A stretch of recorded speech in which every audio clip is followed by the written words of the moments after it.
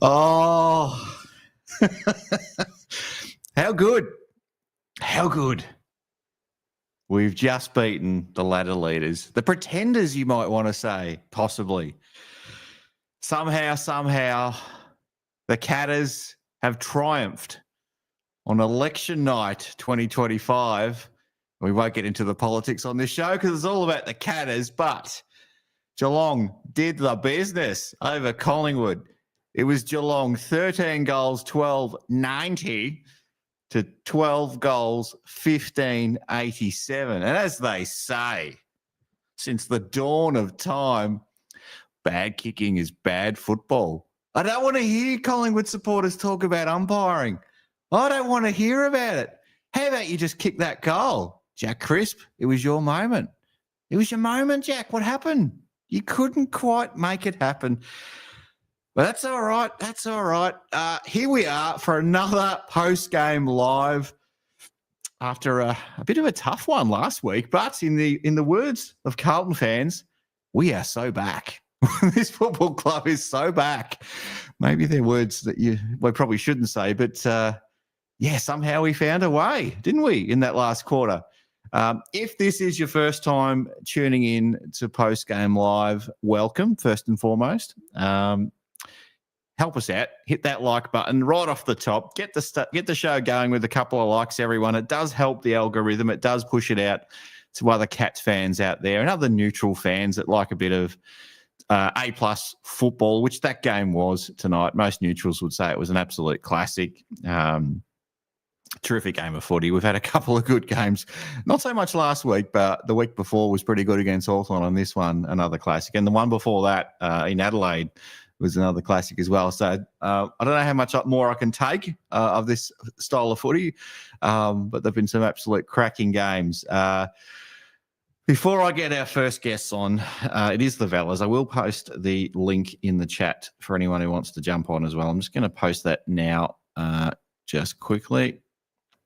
And I will run through. Here we go. Just posting that in the chat for anyone. Beautiful. So feel free to jump in. We may have a little bit of a queue, but if you feel free to be patient or hold your horse for a little bit and I'll get you on shortly. But yeah, it was the Cats off to a very, very bright start. The first 3 goals of the game and you thought, oh, here we are. We're on. Shannon Neely was clunking everything. I was calling him Clunker Neil for a little bit there. He was clunking everything, and the Cats got out to a 3-goal lead, as I said, but unfortunately, Collingwood, I think, piled on 6 of the next 7, and it started to look a bit worrisome at that point. We did kind of arrest that a little bit for the second half of that second quarter there, and then Collingwood pulled away again in the third, and you thought, oh, here we go. We've fired a couple of good shots. We've gone okay. Definitely playing a lot better than we did last week, but yeah, it turned, didn't it? It turned about 10 minutes left in that third quarter. Here come the mighty Catters. Here we come. We're coming. And we did. And we hit the front early in the fourth. And I'm sure we're going to talk about this guy a lot. But Patrick Dangerfield, that could have been one of your best games of football in 300 and how many odd games have you played now? They're nearly 350. It might have been one of your best of all time. Might have been one of your best quarters, at least, of all time. That was incredible. That was absolutely incredible what I just witnessed from Patrick Dangerfield. All right, enough of me. As I said, hit the like button, everyone. Do us a favour. Help the channel out. Feel free to subscribe if you like what you're seeing as well. We've got a lot of guests coming on tonight. Got a bit of an ice bucket challenge coming up later on as well. I'm nominating a few people to participate there. I've just done an ice bucket challenge today, so I've got some footage of that, which I'll drop a little bit later in the show. I don't know if Paul's dropping in. I think Paul might be tucked up in bed in his Ninja Turtle pajamas, so we may not get to see Paul tonight. What's with this Ben Kenobi rubbish on my screen, though? Well, it is, in case you don't know, if you're not a Star Wars nerd, or if you're not a nerd of any kind, and you may be just sleeping on the fact that tomorrow is May the 4th, we are going with a little bit of a Star Wars theme tonight. If you want to come on the chat and you do own any Star Wars gear, feel free to chuck it on. You don't have to. It's fine. It'll be fine. But we'd love a bit of that if you could do it. All right, just having a quick look through the chat, just some names. Hello, Frank Grant. I can see you there. Brad, B. Rad, O'Meara, Mighty Sparlock, as always. Who else have we got? Iclusa. I think Iclusa's been on a few times before. Magnus is back. Hello, Magnus. Ethan. We'll get Ethan on shortly. Ed, I can see you there. Jake, Grover. We want Grover in the chat as well. Definitely. Riley, Daniel Nelson. Amy's always here. Braden as well. Shadoo's back. Hello, Shadoo. Daniel, have I said your name before? Diesel. I think I'm in the chat too. There we are. The Hoops posted. Hello, Mum. Joan Jackson. Shout out Joan Jackson. Here we go. Let me see if I can get Mum up on the chat. Give Mum some love, everyone. Give Mum some love in the chat, please. I think her workmates used to call her Wacko Jacko. So if you want to go with Wacko Jacko in the chat, I'm sure she'll get a little laugh out of that. All right, let's get the fellas on. Let me get rid of my little lower third there. It's time for the fellas. Here they are. Hello, hello, hello. You talk. I can't You talk. talk. Dad can't talk. It's on you, Bianca. Danger. Danger. While you're doing that, I'm going to get you talk, and I'm going to grab my danger bobblehead.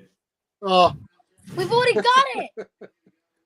what an absolute beast! Like, I can't believe that. He turned into prime Paddy Dangerfield. That was incredible.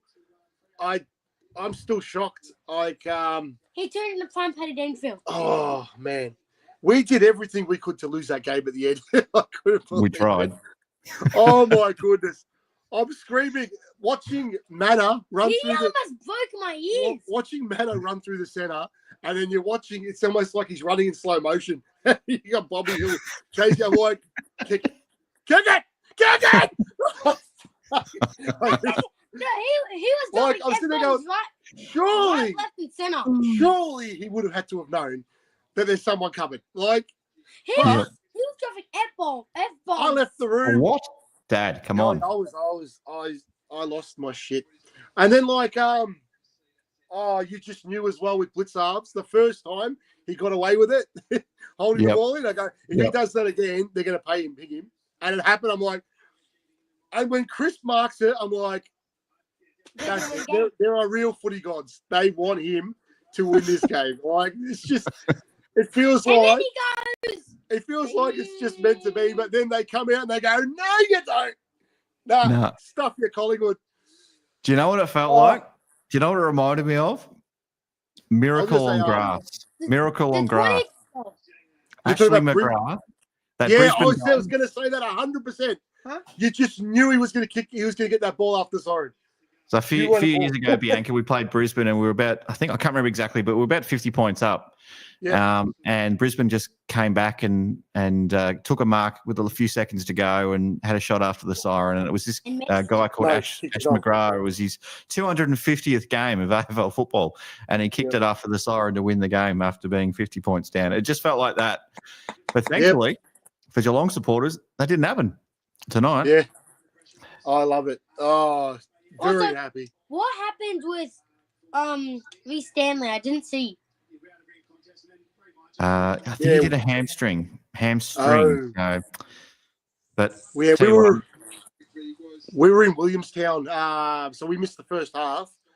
Watching the Geelong girls play, so we're following the game while we're watching it, and then we got to sit down and watch the second half, and my throat's going to be sore in the morning. I tell you what.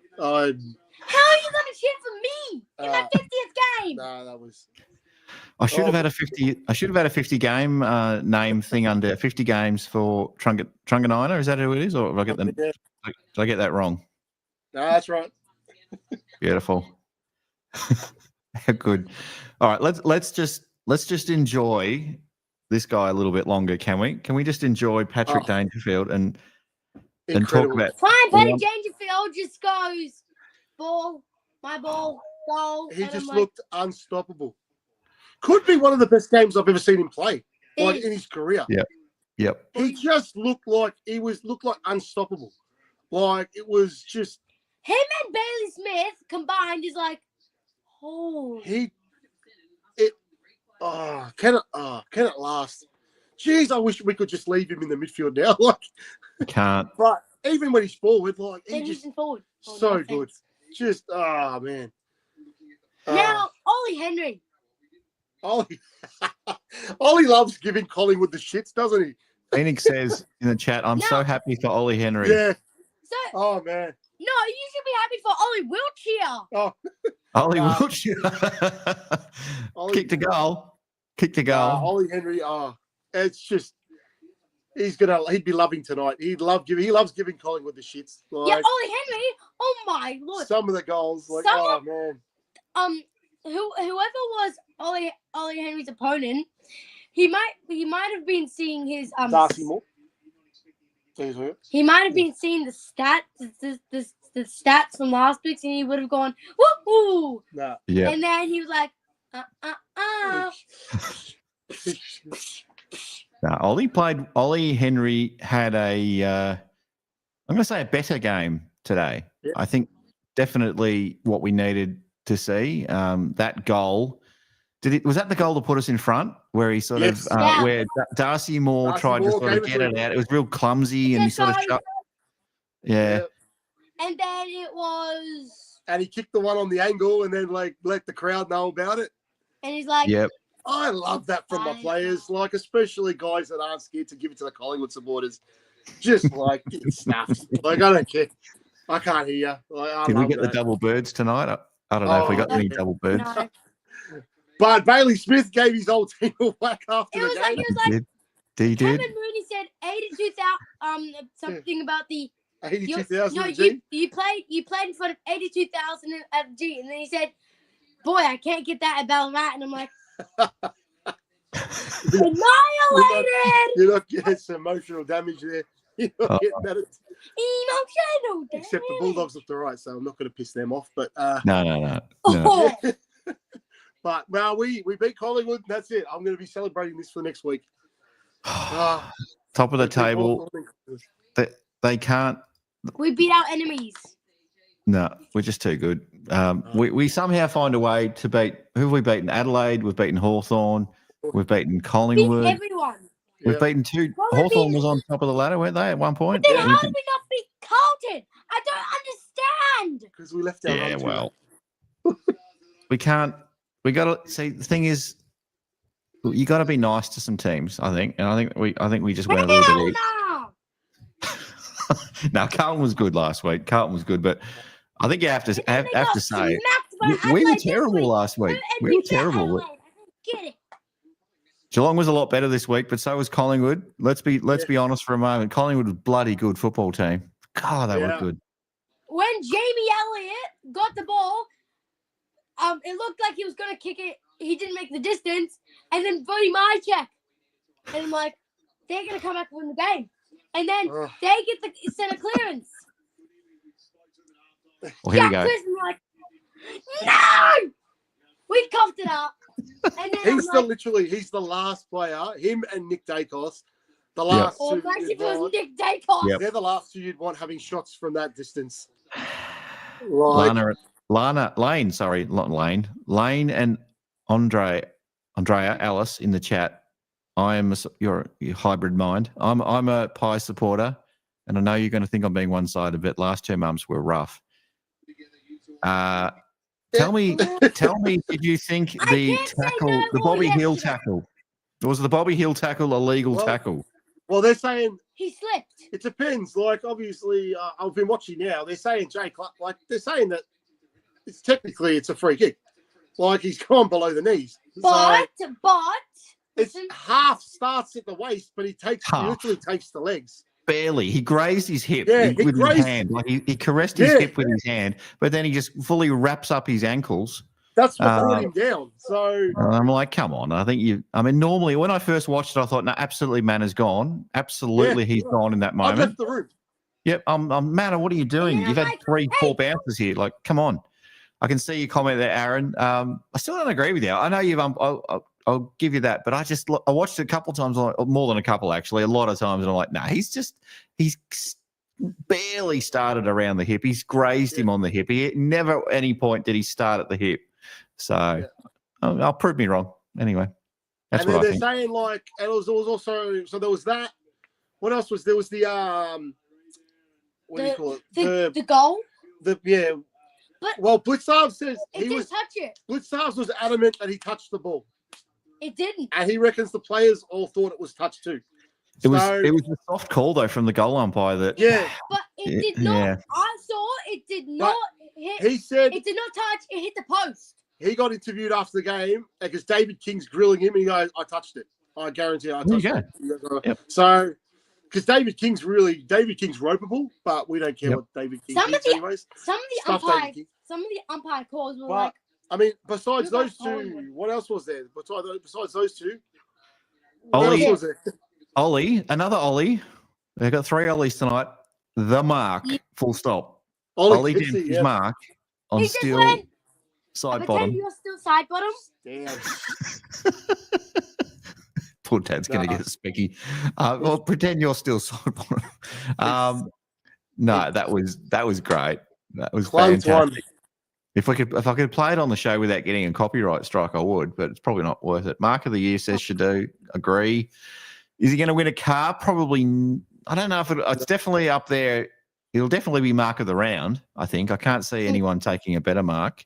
It'll make a nice poster. I've seen the photos already. He got up high. I've taken some photos on my phone, I think. It'll be my wallpaper for the next week. Can I get them up on the screen somehow? I don't know if I can. Too tricky. I don't want to lose the feed or anything like that.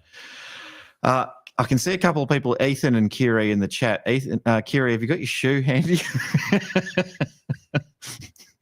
He's hanging. He's giving me the double bird. Kiri did say that he was going to do a shoey tonight if Geelong beat Collingwood. And I believe someone else who's not in the green room at the moment is going to do the ice bucket challenge live on the show a bit later on. But we'll see. We'll see if they've actually got their bucket of ice prepared. I'm not sure. But I don't know where Paul James is, guys. I thought we'd get Paul James on tonight. He's celebrating in his Ninja Turtles pajamas. Well, wait, isn't it Star Wars pajamas? No, that's what I thought. I had the Star Wars pajamas thing ready to go for him. I had here we go. So pretend you're Paul, Bianca. I think there we go. I had the loves his baby Yoda, baby Yoda pajama. I had that ready to go for him, but he hasn't turned up, which honestly doesn't surprise me. But he did take over the show last week, so maybe it is a good thing he's staying away. We nudged the show out beyond 3 hours, and it was a long one. It was a long one. It was a long one. Oh. We had some special guests. Who? When? Yeah, you were watching. It went adults only a bit. Oh, is Scotty in the chat tonight? Scotty in the chat. Hey, sports fan. Holy moly, what a game. I don't think so. After Carlton today, I don't think he'll be in the chat. He might be, but you know. I don't know if hang on. There's Amanda. Hello, Amanda. Blitz touched it. He wouldn't lie. Amanda, he would not lie. Would not lie. He would not lie. No, there's no chance. Amanda, I'm gonna post the link in the chat. I've got a couple of people ahead of you, Amanda. So but if you definitely want to jump in, and I'll see whether these other guys might be kind enough to let me just bump you ahead of them one spot. So because I know you haven't been on for a while, so we'll see. All right, who else? Who else can we talk? Bailey Smith was great. We sort of talked about Bailey Smith. Was one goal. I think Blitzarv's. He didn't get a lot of the ball, but I think he had to ruck most of the game. So he I almost want to say he was best on ground. So. Would I get shot down if I said Blitz was best on ground? Would I? No, I was saying that for most of the game. I'm going to run a poll. I'm going to do a poll. I'll do a poll. Paul, if you're in the chat, help us out with the poll stuff. I don't think he is because, as I said, he's tucked up in his baby Yoda pajamas at the moment. Yeah, Blitzarv's in danger. Easy. The two best. Yeah, easy. Definitely danger. Right. Blitz didn't get the numbers, but he just rucked all game and just ran the whole game out. It was amazing. And it's contested work. Yeah. Just okay. Fiji people are great. 3, 2, 1. Yeah, it's all right. Do your 3, 2, 1s. I'm just going to start getting the poll ready while you're doing that. Go 3, 2, 1s. Go. 3 Dangerfield, 2 Blitzarvs, 1 Bailey Smith. Bailey Smith. Okay. Yep. Bailey Smith. I think we could get him in the top. I got one more name in the top 4. What do you reckon? I'm just looking at the thing here. Who I could get? Max Holmes, nah. Tom Atkins, maybe not this time. Mitch Duncan, no way. Jack Bowes, nah. Shawnee Manor, maybe. Dempsey, Sam DeConning, possibly. He was pretty good all night. A lot of contested marks. Okay. Yeah, go. 3, Paddy Dangerfield. 2, Baslenka, and 1 Blitz. Who was the one for? Blitzarves. Blitzarves. Okay. Beautiful. All right, Blitzarves. I think I'm going to have to give the 4th one in the poll to, and this is where I always get shut down. Chat, give me some names. Don't you dare put Oisin Mullen in the poll. I'm not doing it. DeConning had some shocking moments. Am I going to get shot down if I put Dempsey and hang on, Ethan's saying Dempsey and DeConning deserve consider. I'm going Sam DeConning. I'm doing it. If he doesn't get many votes, that's fine. Sam DeConning. All right. Well, starting I the poll. just think everyone is going to pick Patrick Dangerfield. Everyone do it. Pick who you want. Well, Patrick Dangerfield, go. Patrick It's a Dangerfield. democracy. We'll see. Dangerfield's getting all the votes. There's it's 10 votes already. Gee, the chat's active. Yeah. 10 votes for Danger, 11 votes for Danger. Oh, hang on. Someone's gone Blitzarves. I love the way you're thinking about it, but I don't know if someone's gone Sam DeConning. There you go. So a bit of love for everyone tonight, and we've probably missed a couple of names as well, but that's okay. Has no one done Baslenka yet? Yeah, no, we've got Baslenka's coming second, Bianca. Yeah, Baslenka was good. He did his role, but yep. Dangerfield was incredible. Yeah, like people try to jump out of the way when they see him coming. It's beautiful to watch. When people see him, they feel danger. He's got that Gary Ablett senior aura. There was one replay where Danger was charging at the ball, and you could see his Collingwood opponent, who was kind of coming the same way, kind of just moved to the side a little bit, just so he didn't take the full. Like, oh, no, take me. It's like he's not going to stop. Oh, hang on, Chris. Welcome to the chat, Chris. Feel free to jump in and have a chat with me if you like. But Chris P says surely the umps deserve 3 votes. God, you threw it away. Don't blame the umps that Chris couldn't kick the goal. Like, I mean, dude, it was. Look, I don't blame him. I mean, points. we can't all be Billy Brownless, all right? No. But dude, it was 3 points. It was 4 points. All you have to do is go back and kick the goal. Only the greats kick those goals. Also, I mean, Peter Riccardi. He couldn't. What else we got? Yeah, Billy Brownless after the siren. Who we got? Zach Toohey. Gary Rowan. Gary Rowan. Get some of these types of players, all right, and you'll win the game. Don't worry about the umps. Gary Rowan's out there if you want to pick him up in the mid-season draft. Exactly. Yeah. Billy's probably long past it. But he won't know it's under pressure. Give Jack Crisp a spell now. He's got the record. Give him the week off. Exactly. He can have the week off now. It doesn't really matter another anymore. 250 games, you get the experience to kick those goals. It's all good. Hello, Amanda. I can see you down the bottom there. Hello. We've got Amanda in the chat. All right, we'll keep moving. That's great. Hang around because it's going to be a fun. Well, I don't know whether you want to put Amanda to bed a little bit. I think Lucas, when he does come on a little bit later, he's going to be fully charged. So that might be. Well, depends on who you are, whether it's worth hanging around for that or not. Well, I'll be watching it in my bed. Don't you worry. Oh, God. Okay. All right, Lucas, behave yourself. Close on tonight, Lucas. It's a shirt on kind of. You'll be asleep in 10 minutes. So. Yeah. It's a G-rated show until midnight. It's nearly, what is it? Only 11 o'clock. So we've got another hour before we get into the adults-only content. So hold fire there, Lucas. Vela family, Brendan, Bianca, Declan, if you're there somewhere. He's in bed. Yeah. What a win. I'm surprised I'm on here. I know. Yeah. I'm so happy you are. No, keep her up all night. You won't be able to sleep. How can you sleep after that? Yeah. All right, I'll let you go. He gets me. Go Catters. What do we say? Go Cats! That's it. There you guys. All right.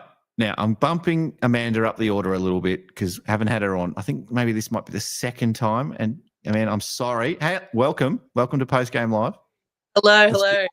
Good. And you passed the microphone test. Well done. Because often we're always on mute. So this is your second time or third time you've been on, I think.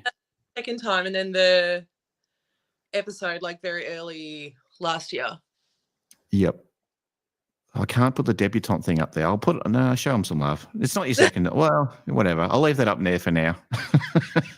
I can't think of anything else to put up. Oh, I'll put the subscribe thing up there anyway. Did you go to the game or did you watch this one on the telly?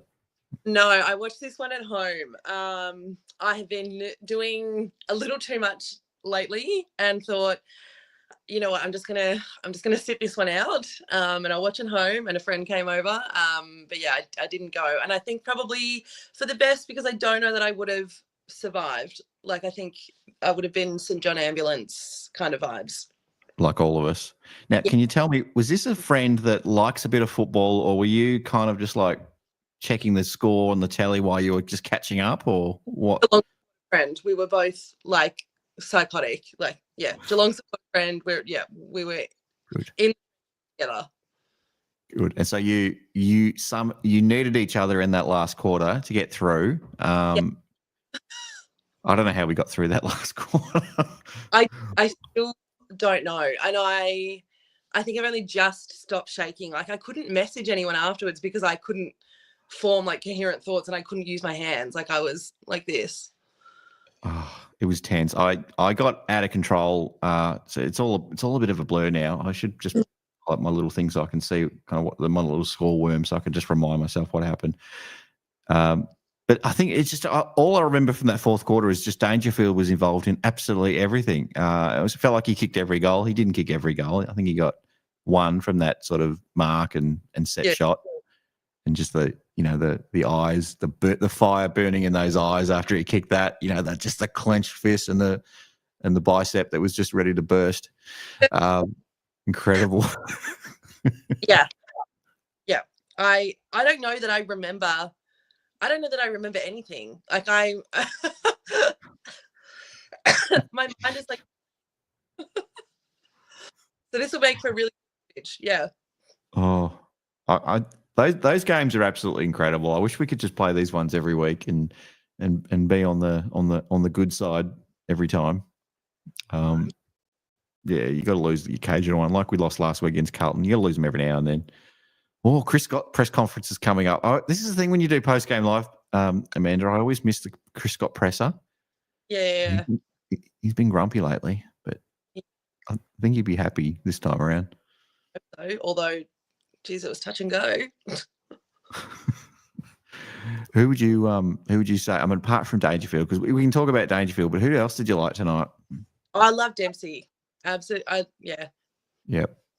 I thought his efforts and his willingness, as always, is just always there. And maybe sometimes the execution is not there, but sometimes it is, and like that'll come. But I think that he's in everything, and I loved his game. I thought he was great. He was. His highlights were absolutely out of control, and he was absolutely on tonight. I mean, we don't have a camera following him around for 2 hours while the game's on, but I did feel like at times he went missing a little bit. But maybe that's just because there was so much going on and it was just tense the whole time. It was pretty like, the whole thing was pretty frenetic, I guess. Yeah, absolutely. Dempsey's leap unassisted makes him capable of specking from every. Yeah, he basically. I mean, he got a little bit of a lift, but he basically jumped 50 inches in the old without much assistance at all. He would have slam dunked that. He probably can slam dunk. He can probably do the old Kobe Bryant sort of or Michael Jordan rock the baby sort of reverse slam dunk kind of deal. Potentially, Ethan probably knows what I'm talking about. Possibly in the chat there. So what does that make us? 5 and 3 on the ladder. With who are we playing next week? GWS. At home. Yeah. Do we go? Do we go to that game? I'm going. traditionally that game, GWS at home, I'm sure we all know how that usually goes. So Can't be 5 in a row. We can't make it 5 in a row, can we? You would hope not, and I'm pretty buoyed after tonight's effort, all things considered. So I have no idea how to think about that one. I don't know how I feel. Aaron, I'm going. Oh, that's good. I'll go too. Me and my partner will both be there for sure. I think it's a Thursday night game. No, is it a Sunday? Saturday? I can't remember. It's a Sunday one. Okay, clearly I'm way off. Yeah. McRae, Aaron in the chat saying McRae is already whinging about the upcoming 5-day break. So, what can you do? What can you do? 86% disposal efficiency for Dempsey. That's pretty good. He's Nice. going pretty well. I think we will beat GWS. I think we've got to put a stop to the rot that they keep beating us at home. Surely. I mean, like I would say so. I would say, okay, we're up and about, and this is a huge scalp tonight. Like if we can match it with Collingwood, I don't know why. There's nothing to say that we couldn't beat GWS. Yeah, I think GWS it'll be an absolutely great game. It'll similar. I feel like it's another one where it's like I can't handle these games. I can't keep doing it. I don't know about you. No, I'm with you. I'm right there with you. I can't keep doing this. When's the West Coast game? When's the North game? And do we have double ups against them? I'm hoping. Please.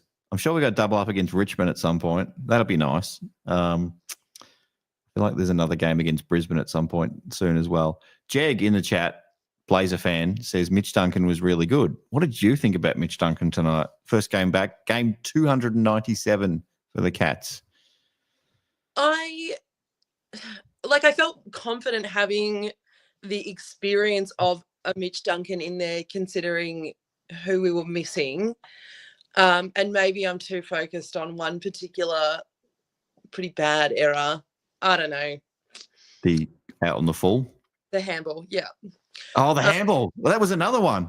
There was the one he was just fumbling around the boundary line and for some reason decided to put it on his boot and kick it out in the full. And then I told you my brain, I still can't remember most of it. But that random sideways handball, I don't know. What was going on? If that's a Wiltshire or a Jai Clark making that decision, I don't know, you say, well, they haven't got the experience and those things will. So I don't know if we have a 297 gamer or whatever it is making a call like that. I don't know. So I wasn't super thrilled. No, but I feel he's Mitch Duncan. Like I don't want to trash the guy. We can't trash. No, we definitely won't trash him. And I didn't mean to sort of. So I want to ask the question. And what do you think about Mitch? He had some good moments. But there's you could probably understand why he hasn't been in the team as well. I think that's probably the nicest thing I could probably say. But I think he was pretty good for the most part. He just had some apps. There was just that moment, as you said, the handball to the middle of the ground. That was interesting. But I'm glad he got that game, and I feel like he'll probably play a few in a row now. Because once you're in the team, it's pretty hard to get out. So hopefully he plays next week, and then it's just a couple more to go, and we get him to 300. And I hope, like probably everyone does, that, well, maybe not everyone, but I hope that actually gets back to the Mitch Duncan of old, and he's cherry ripe for finals. Assuming we make it, which if we can beat Collingwood, Did you hear? Full of beans. Chris Scott said during the week that he didn't say he doesn't rate Collingwood, but he said they're not. There's other teams that are just as good as them. Like he basically was saying they're more middle of the pack or not the absolute standout team in the competition. I thought that was a bit cheeky, and I thought, here we go, Chris, you've done it again. 1 minute you're having a crack at the umpires and Gold Coast in that Gold Coast game last year, and then now you're having a crack at AFL House and And now you're having a crack at Collingwood. Just maybe go a little bit quiet, Chris. That'd help. That'd be nice. I didn't catch that, but I'm Oh, not entirely surprised that he would say something like that at all. yeah. No, he's a little bit loose at the moment. That's okay. That's okay. Vince, welcome to the chat. Vince. Yeah. I can't remember that comment. Vince Ruston. Hello, Vince Ruston. I know. Do you? I don't know. I don't think I've met a couple of people in the chat, but not many. Not too many. Who would you give your 3-2-1s to, Amanda? Like it's obvious, isn't it? I don't know. Maybe it's not. Maybe it's not. Maybe you're going to go real left field. So I'm going Danger 3, Baz 2. I'm giving Dempsey my 1. Dempsey the 1. I like it. I didn't put Dempsey in the poll. I didn't have Dempsey in my poll. What have we got so far? Dangerfield, 78% of the vote, and Bailey Smith's coming second. So not heaps of love for Blitzarves and Sam DeConning. And yeah, I didn't have any of the Ollies in the team tonight. Any of the Ollies, was it? Oh, you could tell me it was 5 and I'd believe you. 3, well, yeah, there's 5 Ollies tonight. Ollie Duncan, Ollie, yeah, whatever. I don't know how many players have got kids called Ollie as well. I'm sure there's a few more coming through at some stage as well. Sure. Shout out to the chat. Get active, chat, because we're giving away a free pizza tonight. It might be to the best caller or it might be to the best person in the chat. You probably do give yourself a better chance if you come and click the guest link and come on a little bit later. Amanda, you're in the running for a free pizza. I know you are coming to Geelong next week, so Shannon Pizza on Shannon Avenue, believe it or not. Unaffiliated with Shannon Neal, but I'm going with Shannon Pizza Neal at the moment, so we'll go with that. All right. Thank you for jumping on, Amanda. I really loved having you back on again. I will get a little graphic ready for you for the next time you pop in. So hopefully after another big win. Absolutely. Love to be back. Nice to see you. Good on you. Take care. See ya. See ya. All right. Let's get Kiri on. Let me just bang. Does he have his shoey? I don't think you're going to follow through with the shoey, are you? How's the microphone going, by the way? Yeah, can you hear me? I can hear you perfectly. Well done. Oh, bloody beautiful. What a win by the boys. You fucking ripper. Up the Cannons, we beat the Pies. Hot pies, cold pies, mate. You know I'm going to do it. I'm going to do it. Got the Great Northern here. Jeremy Cameron's favourite beer. Beautiful. Got the shoes. Is that the formal shoes? Oh, no. You haven't got an old pair liner? Here we go. What a win by the boys. Oh, dear. All right. Cheers. Get it in you.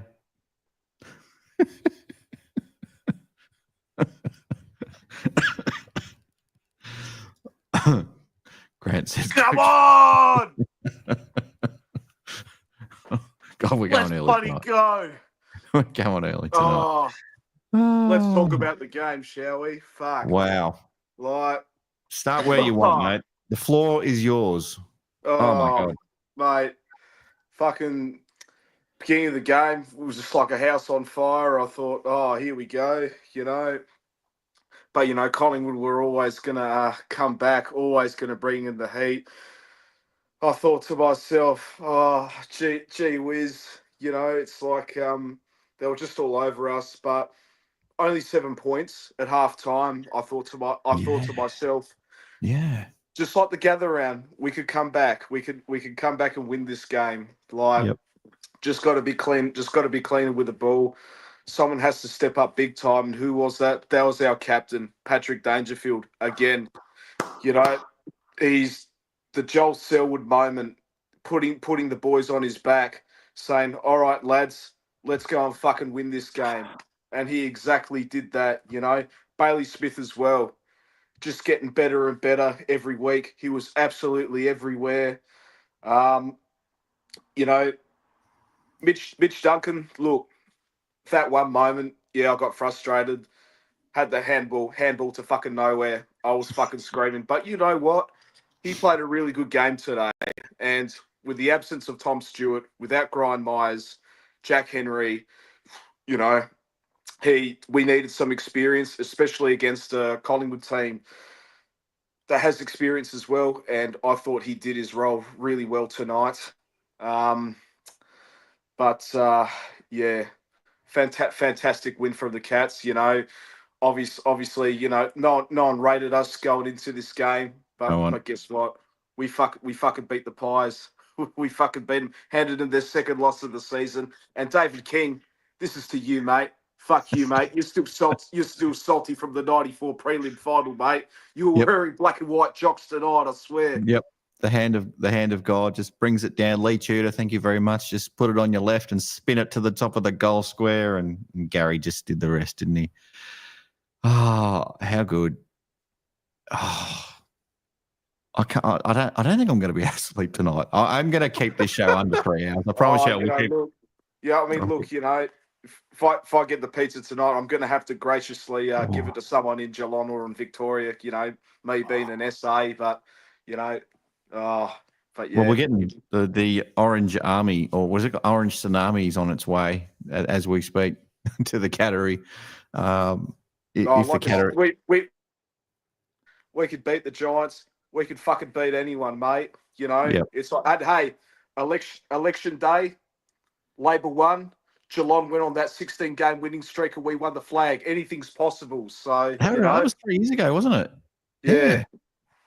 Oh, that reminds me. Yeah, that's right. That is right. Okay. What was it? Was it May last time? Yes. Yeah, it was. We beat Port Adelaide at GMHBA. Okay. Yeah. Okay. Well, we started the winning streak from there, Ben. That's right. Well, I feel like Geelong would be favourites next week against GWS. 100%. And we should get that one done, but yeah, I'm going to bask in this one a little bit longer. I don't know if this is one of the greatest wins ever. It was a good game, a really, really good game of football. Probably one of the best, not the best game this year, because I mean we said that about Adelaide, then we said it about Hawthorn, and you know, but yeah, this is definitely up there as two absolute juggernaut teams. With a juggernaut captain in Geelong and the Geelong Football Club. Yeah. This bloke here. An absolute superstar. And he only just came in the mail 2 days ago, by the way. Nice. Well, Paddy, hang on. Should I do the Hollywood kiss with Paddy? Come on. The Hollywood kiss with. Sorry, run. Watch the numbers go down on the chat. Collingwood Premiership Twilight or Night Grand Final. Freddie says, I don't know if you're a Geelong person, Freddie. Have we had Freddie in the chat before? I'm not sure. Freddie Jong. Let us know, Freddie, if you're a Geelong person or a Collingwood person. I think you're Collingwood based on that. But I don't think Collingwood's going to make it after tonight. I think the wheels have fallen off. And like I said last week, Ben, they played their grand final in the Anzac Day game last week.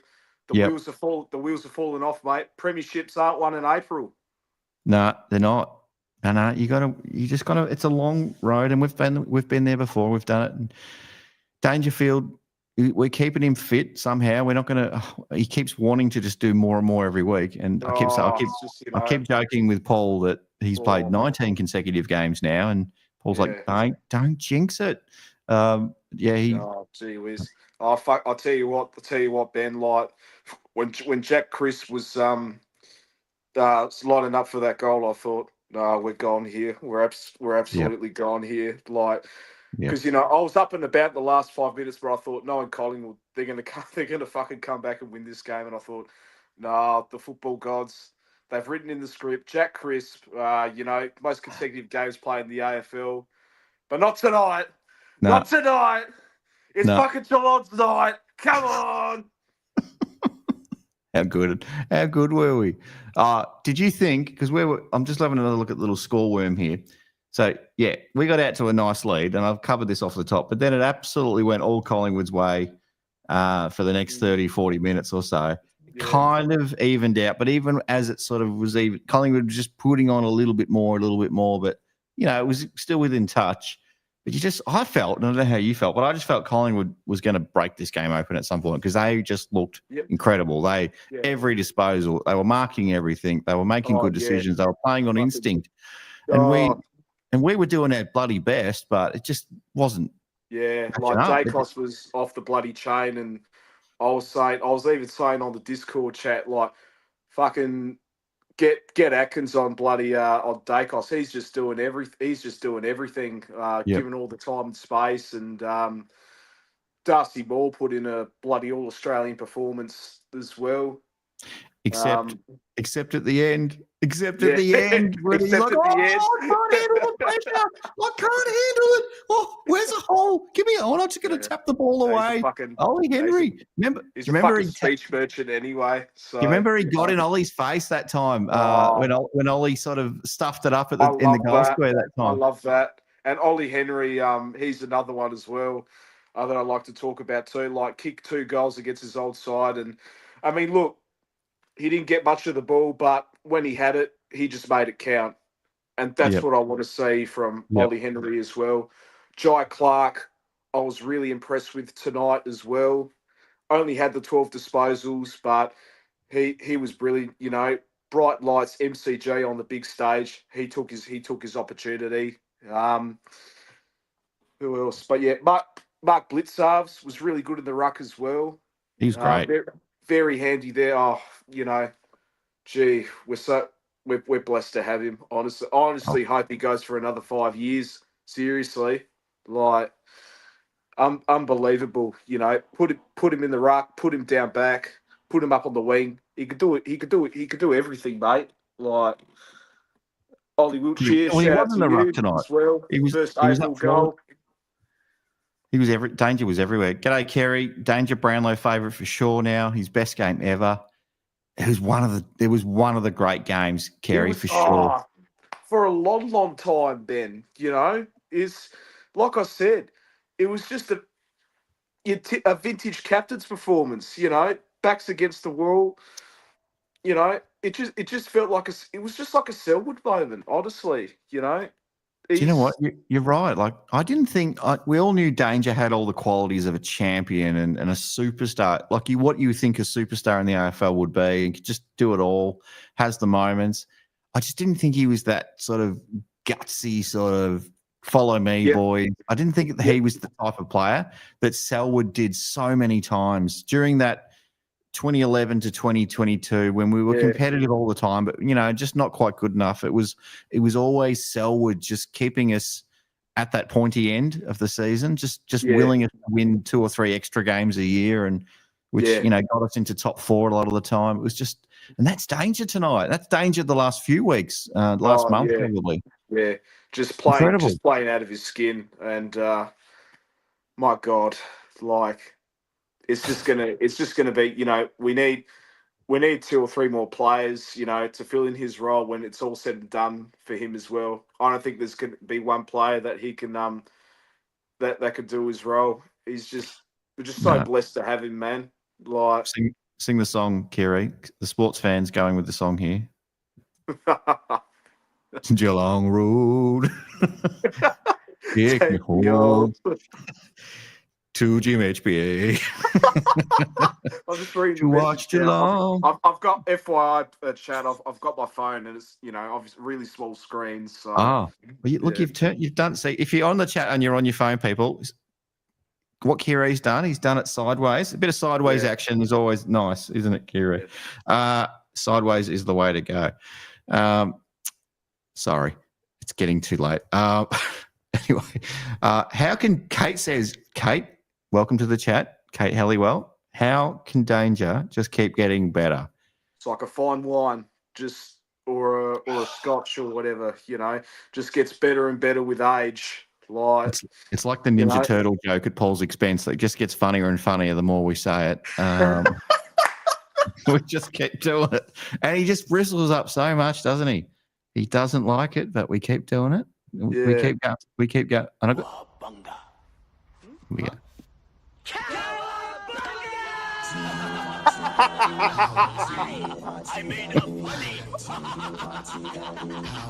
Sorry, that's going all the way back to, I think, 1989 or 1990.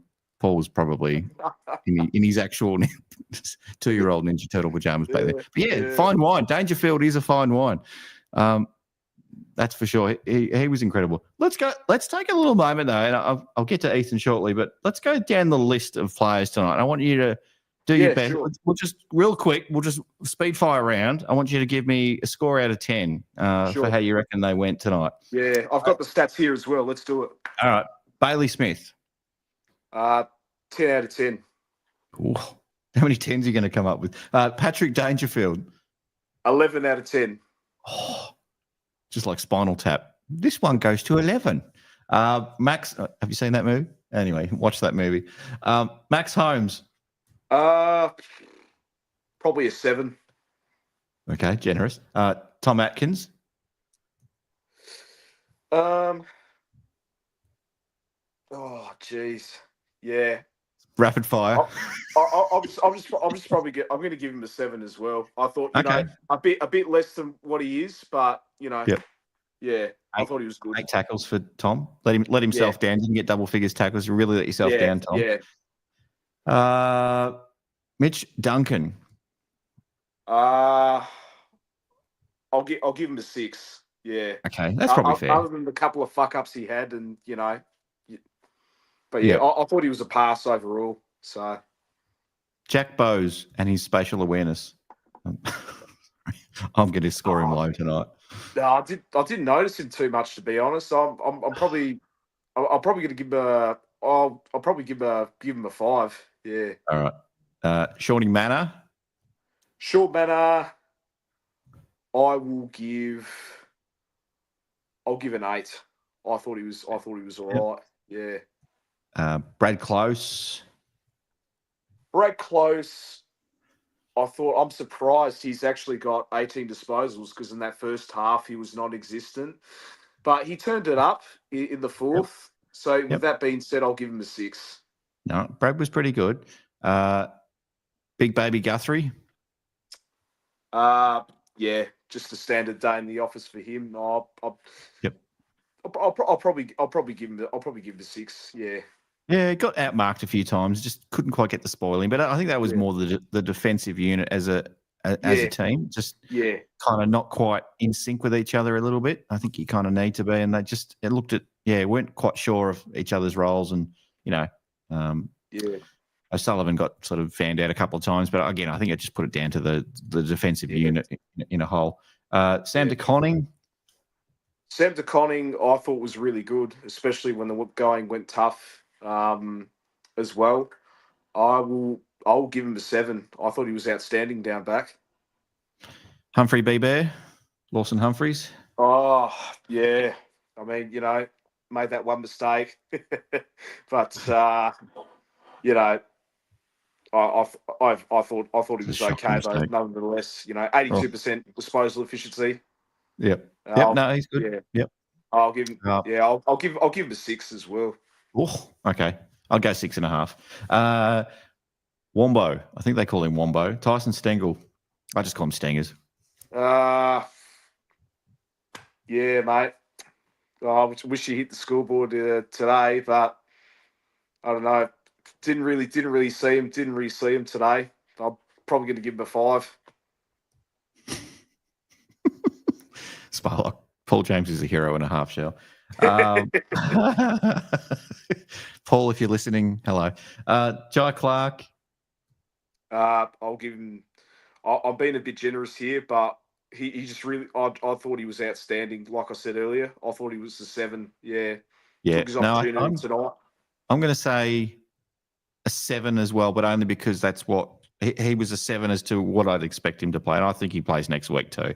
Yeah, 100%. And I'm not expecting him to get 20 or 30 touches. But if you want to play in the midfield consistently, you got to get more than 10 disposals. And to his credit, I thought he did that. And very good disposal efficiency from Jai Clark as well. So, but no, and a couple of spoils here and there, and some just attack the contest with a bit of vigor, which was nice, which I like to see.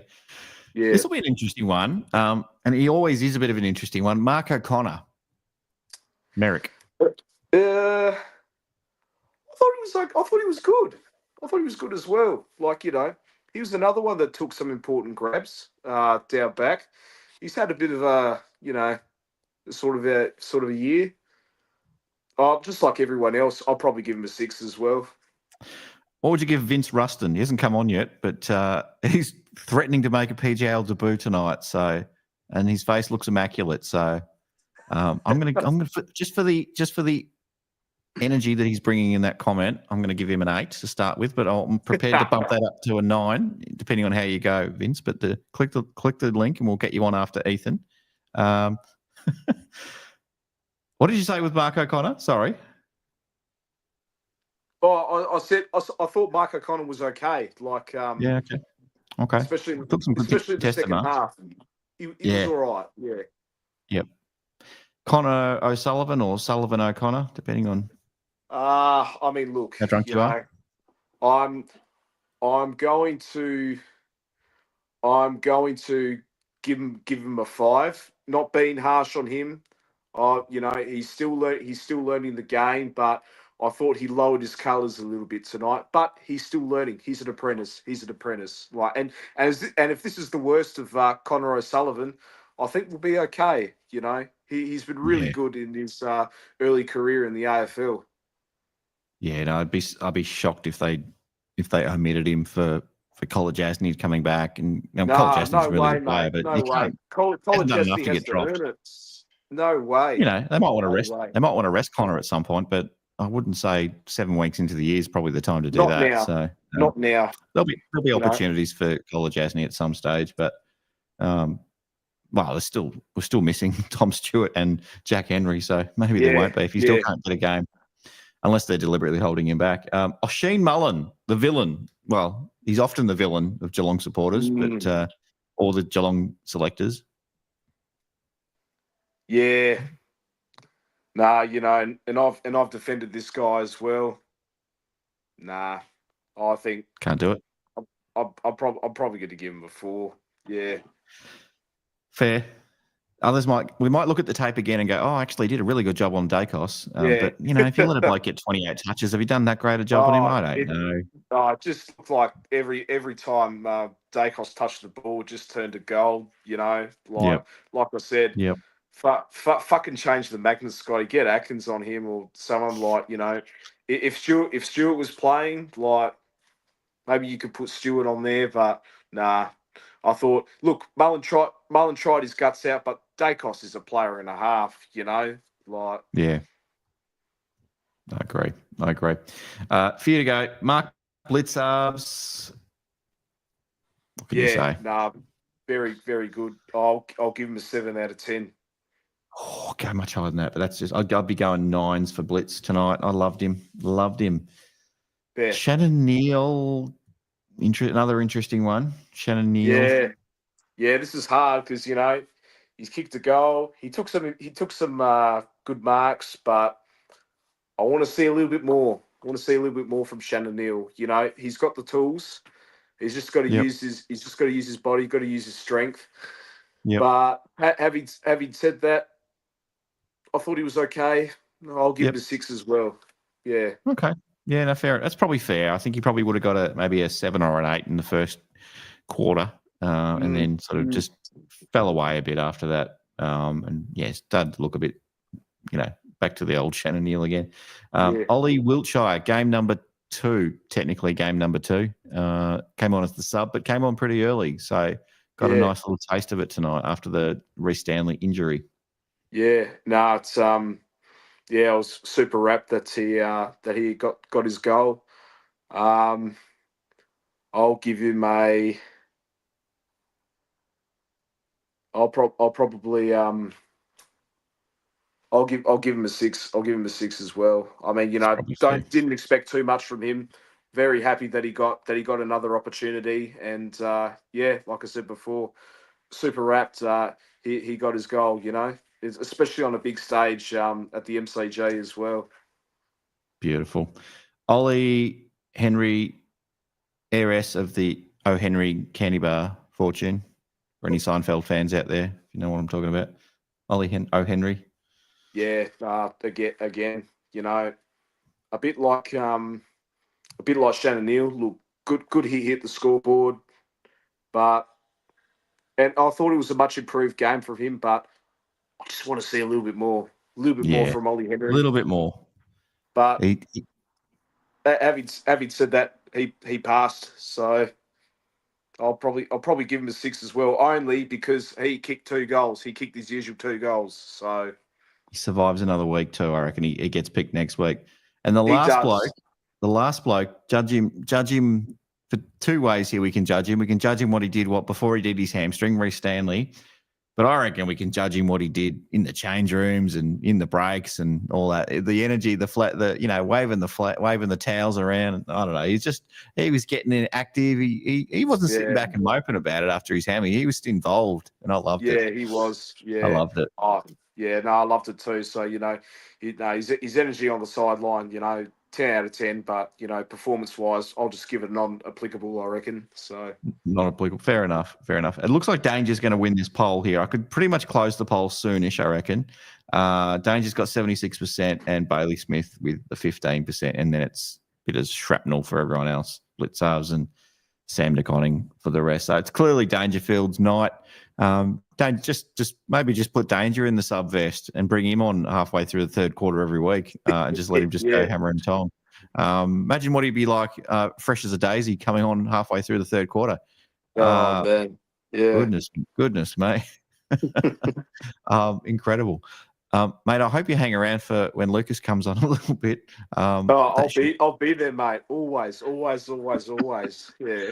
And yes, you're in the running for the free pizza from Shannon Pizza again. So, and yes, you may want to hang on to it if there is a Geelong game coming up. We are playing Port soon, though, aren't we? In Port Adelaide or in at the Adelaide Oval. So yeah, no, I'll be there. I'll be there for that. That's in 2 weeks' time. Funnily enough, as well. So yeah.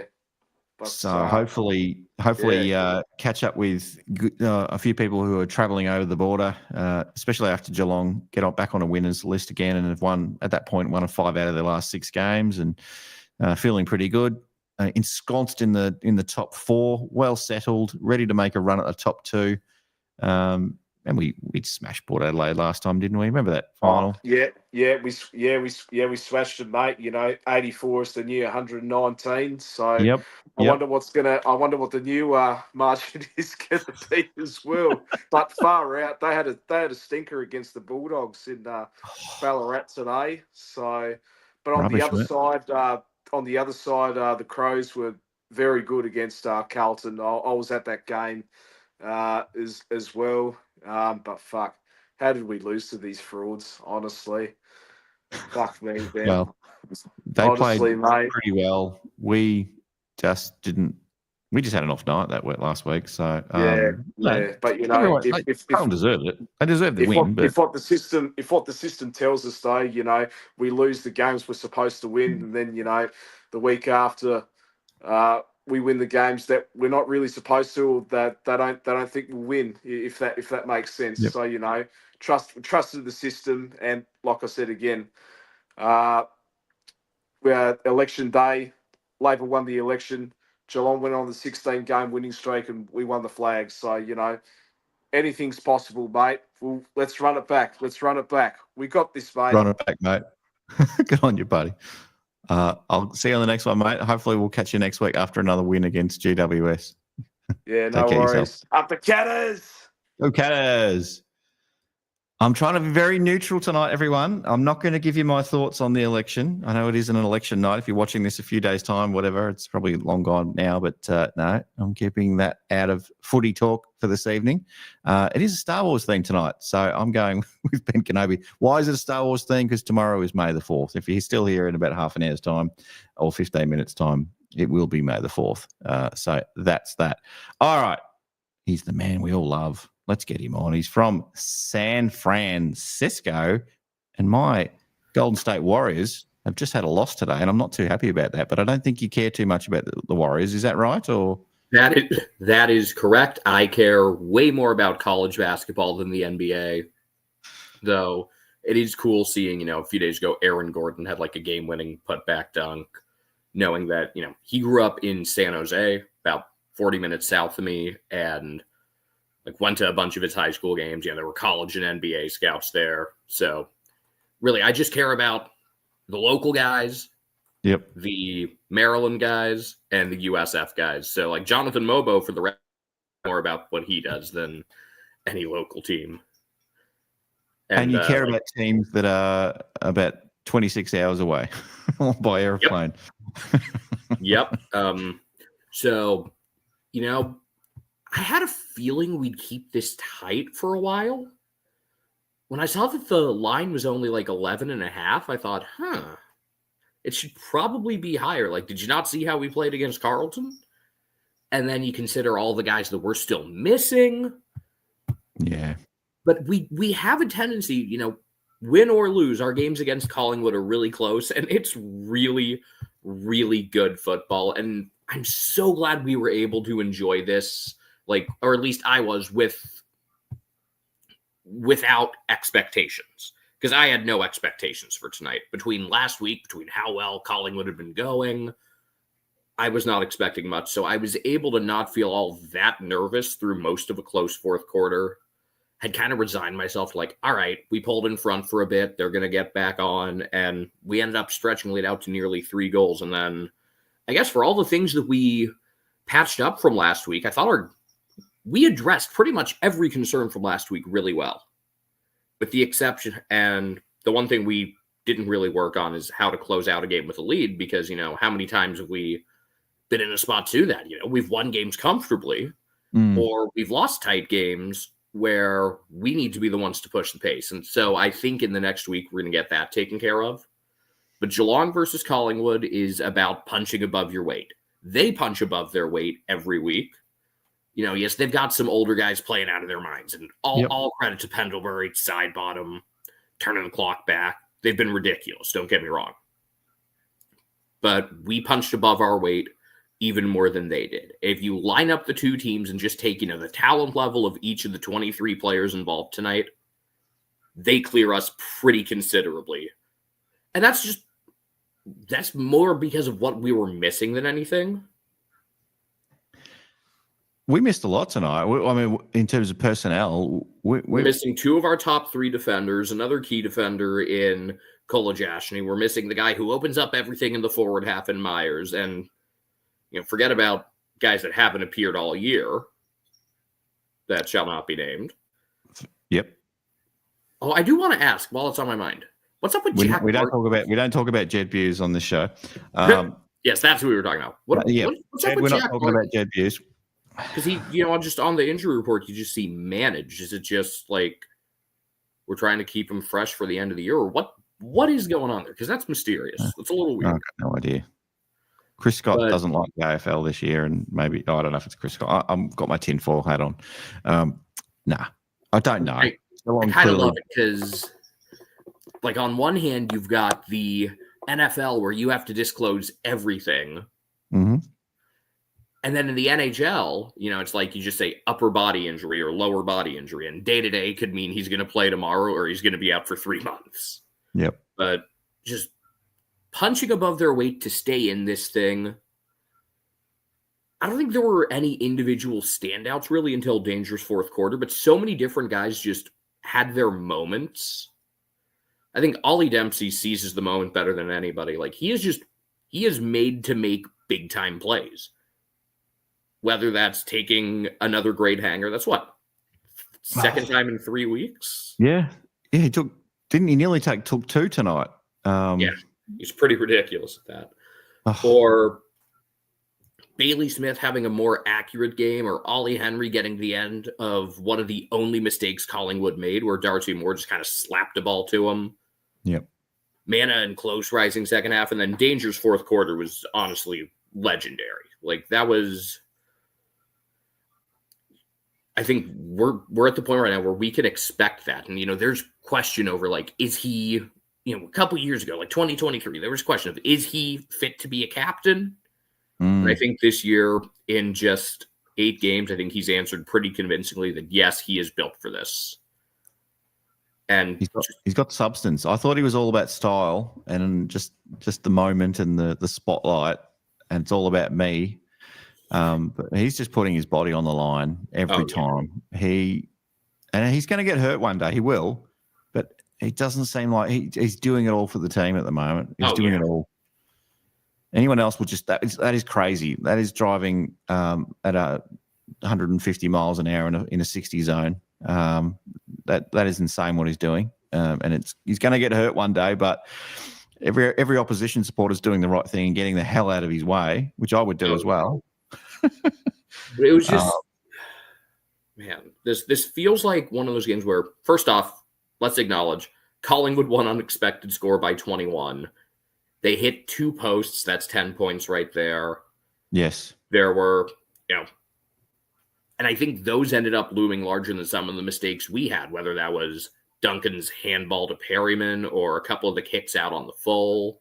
Yep. Or a couple others where we wasted chances going forward, but those mistakes largely evened out. Sorry, David King, the umpiring did not have an impact. This was just a great down-to-the-wire game where we stepped up and made plays. Yep. For every argument over was that tackle on Bobby Hill, that Bobby Hill tackle legal, there's, Myachek gets Atkins high and there's no whistle. It really evened out. I hardly noticed the umpires outside of when Bailey Smith, Falcon, Roseberry in the first quarter. At least over the first 3 quarters, I barely noticed the umpires. Get out of the way, umpire. Which, by the way, of all the umpires for that to happen with, 2 perfect for it to be Roseberry. That was great. There was an umpire years ago, umpire Peter Carey, I think it's Peter. It was Carey anyway, and he took a mark in the middle of the ground. He just couldn't help himself. I think I've seen the video. It just sort of took a chest mark. Why not? I'm feeling it. I'm feeling the vibes. I'm taking a chest mark right now. Go for it. But just, man, between, again, we did not put out our best or most talented group tonight, and guys still found a way. Like Mark O'Connor, who would still be one of my first picks to drop as guys get healthier, played a really poor first half, and then how many key intercepts did he have in the third quarter? Oisin Mullen is the first tagger I've seen get under Nick Dacos' skin. I've seen others limit Nick Dacos. I've seen others limit Nick Dacos better than Oisin did tonight. But I've never seen one actually, agitate him. Because usually he's unflappable, And Dacos still had a few of those, those clearances where he rips his way out of the middle and he creates space for himself, and he's still a hell of a player. But we did a good job making sure that he couldn't take over. Honestly, if there's one guy who felt like we did let take over, it's probably Darcy Cameron. And even him, I love the strategy late in the game where we just kind of threw how many different guys in the ruck contest. I think we had 6 different guys get a hit out. At one point, Jeremy Cameron was taking one. Yeah, Dangerfield went up for a couple there. I think the idea with Cameron taking one was one of 2 things. Either we're looking at that thinking, hey, maybe he can get on the end of one like Hawkins in the grand final, or maybe it'll just confuse them and throw off mismatches somewhere else. Sometimes just switching around the matchups does enough and just kind of messes with them, because it changes the look, doesn't it, every time? And it's clearly a deliberate thing that we do as a point of difference. We had to find separation somewhere, because how much in the middle quarters could we not just penetrate their defense at all? They knew exactly what we were doing down the wing. And I think we didn't really insert some of the guys who could kind of break things open in some of those spots quite enough. That's where you need to see more of Max Holmes and Brad Close, and maybe throw Tyson back for a minute. I thought Tyson did all right tonight, even though he was quieter. He still, when the game came to him, he impacted it. Good positioning. Making decisions. He missed a snap around the corner, which is probably the only sort of thing that I didn't like about his game, because he normally would kick those, but he just seemed to be back to the old Tyson Stengel tonight, just with that role that we like to see him in, just feeling like, he just knows instinctively what to do, and he just executed that. And that running game we had at times, I mean, when we had momentum, he looked great. In those, Frankly, we screwed up a few of those with one of those last handballs or something. Yep. Glenn, I'm glad you mentioned Jai Clark. I was just going to get to him. I thought he was so much better tonight. Is he great? No. Is he the next Joel Selwood? No. But he played with a level of intensity and aggression tonight without, letting it get sloppy. And he made his impact on this game where I think looks like I'm looking at it. Atkins had 21. That's more than I would have thought he had. But he made high effort plays. And so did Clark. Even if Clark's only credited with 12 disposals, he was a noticeable, visible presence. And again, that's just so fitting of a game versus Collingwood, where other than Nick Dacos, how many guys are going to have the stats that match up with what you see with the eye test? Yeah. Darcy Cameron's stats matched up with the eye test, in part because Reece Stanley wasn't the right guy physically to match up with him. And then after that, we had no other option besides Blitzovs. Again, I would have had Blitzovs on that from the start with Stanley or maybe DeConing or Neal spelling him occasionally. And I would have liked to see Stanley roaming all over the ground, but now Stanley's probably just going to be icing up his hamstring for a while. So I don't know what we do going into next week with that. I can say Kieran Briggs has struggled. Tim English knocked him around last week. We'll see how he does against Grundy tomorrow. Yeah. He scares me. He's a big man, that guy. He's not tall, but there's just a lot of mass to him. Yeah. He's a Viking. He's an absolute Viking. He's that sort of movie villain. The guy that sort of, he's not the big bad guy, but he's kind of like one of the big goon that sort of, Indiana Jones can't get past. Kind of the enforcer. The enforcer, yeah. He's just the guy that rips his shirt off and just takes on Indiana Jones. I don't know. I don't know why that's popped into my head, but that's just the way I see that bloke. He's just a menace. He scares the hell out of me. I definitely wouldn't have words to him if he cut me off at an interchange driving home from work. It's if he's there for the coin toss, you don't even toss the coin. He just says, "We're going this way." It's okay, whatever you want, sir. Kieran. If you say so. It's there's that one of the giant college football player a few years ago from Baylor. It's it's the coin toss. Do you want do you want to kick or receive? We're scoring a touchdown. Okay, whatever you want, sir. But I'm just looking through some of this, and again, this does not add up to a game we should have won, but we did enough, and to do that against a team that's so good at doing that to their opponents. I mean, how many times have we seen Collingwood pull games out that they shouldn't have? Yep. That's really neat that we managed to do that. Bailey Smith to be just over 70% disposal efficiency is massive because I thought he was really good tonight. A lot of kicks down back though, receiving the kick in and then kicking it sideways again. So that probably did help the disposal efficiency a little bit, but he does take the game on as well and tries to, get that meterage. And he was up there tonight again in meters gained. So he's definitely not just sideways. 34 disposals and only 4 turnovers. I'll take that any day. It's a really good game from Bailey Smith. And even if any other week he's best on ground. It's just Dangerfield even had if an all-time game. Even if a lot of it's high percentage uncontested kicks. Like Harry Sheasel, who I love by the way, had 32 disposals on Thursday. Only 1 was contested, and he had 8 turnovers. And I love Harry Sheasel. So, Bailey Smith did more than enough, and he was that physical presence that we needed in the middle. Still wish we had, one more thing there. It kills me that Hayden Young signed that extension because, to have him stretching the field would have been really nice in those middle quarters. Yeah. But, man, what these guys gave tonight, again, Geelong versus Collingwood football, really dating back to the start of the 22 season. That's, I think, the 6th time we played them. Yeah. 2021, they were awful. Discount that. There was one of the worst games I've ever watched in an empty MCG. We've beaten Collingwood 6 times out of the last 8 meetings. And the only 2 we didn't was a year we missed finals and they won the whole thing. And we competed with them in those 2. Yeah. And look, they've competed with us in games they lost against us as well. but we've come away most times than not with the 4 points. So we had the one, I think it was like round 3 and 22 where we pulled out a late comeback after we finally realized, hey, maybe don't kick it right at Isaac Quainer. Yep. But again, these games are about the value of the whole being greater than the sum of the parts. And I don't know if you could have embodied that any more than we did tonight.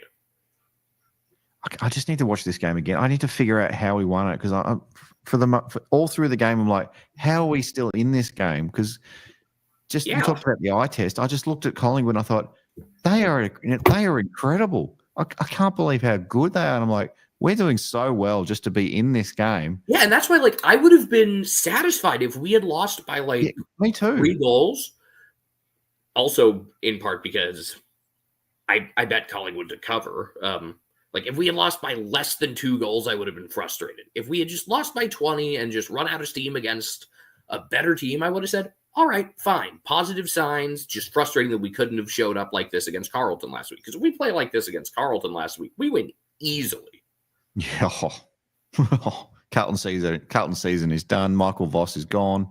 They look awful today, except for George Hewitt. George Hewitt, really good. But, I mean, they got ripped apart by a slumping Crows team. Don't know what to say about Carlton other than I think they're not winning the premiership this year. I think we can say that comfortably at the moment. Could have egg on my face. Clip this if any Carlton supporters are watching. But no, I don't think they're winning the premiership this year. I still think they'll make the finals. But it's not impossible. Not too much. It's not impossible. Man, Adelaide's another one. I don't know. Fremantle. What the hell is going on at Fremantle? They looked like a mess on Friday. And Hayden Young getting hurt didn't help. But I mean, they had 2 scoring shots for the whole first half. They were terrible. We're getting some love in the chat for Chris Scott, and I want to ask you this question. When you saw, and I'm assuming you saw the team selection come out the other night. Oh, yeah. We've lost Tom Stewart. We accept that. Fair enough. But we were calling for blood. Well, a lot of us were calling for blood, and we bring in Mitch Duncan. In there especially. The guys we had in what there. What are we doing? I think a lot of guys, I would have been less patient. But also, Chris Scott is an AFL coach, and I am not, and there's good reason for that. He's premiership coach. Yep. I guess, the VFL team's off this week, so I can't see who did what there. But, I mean, I thought seeing this, maybe the rationale was like, all right, we're probably not going to win this one.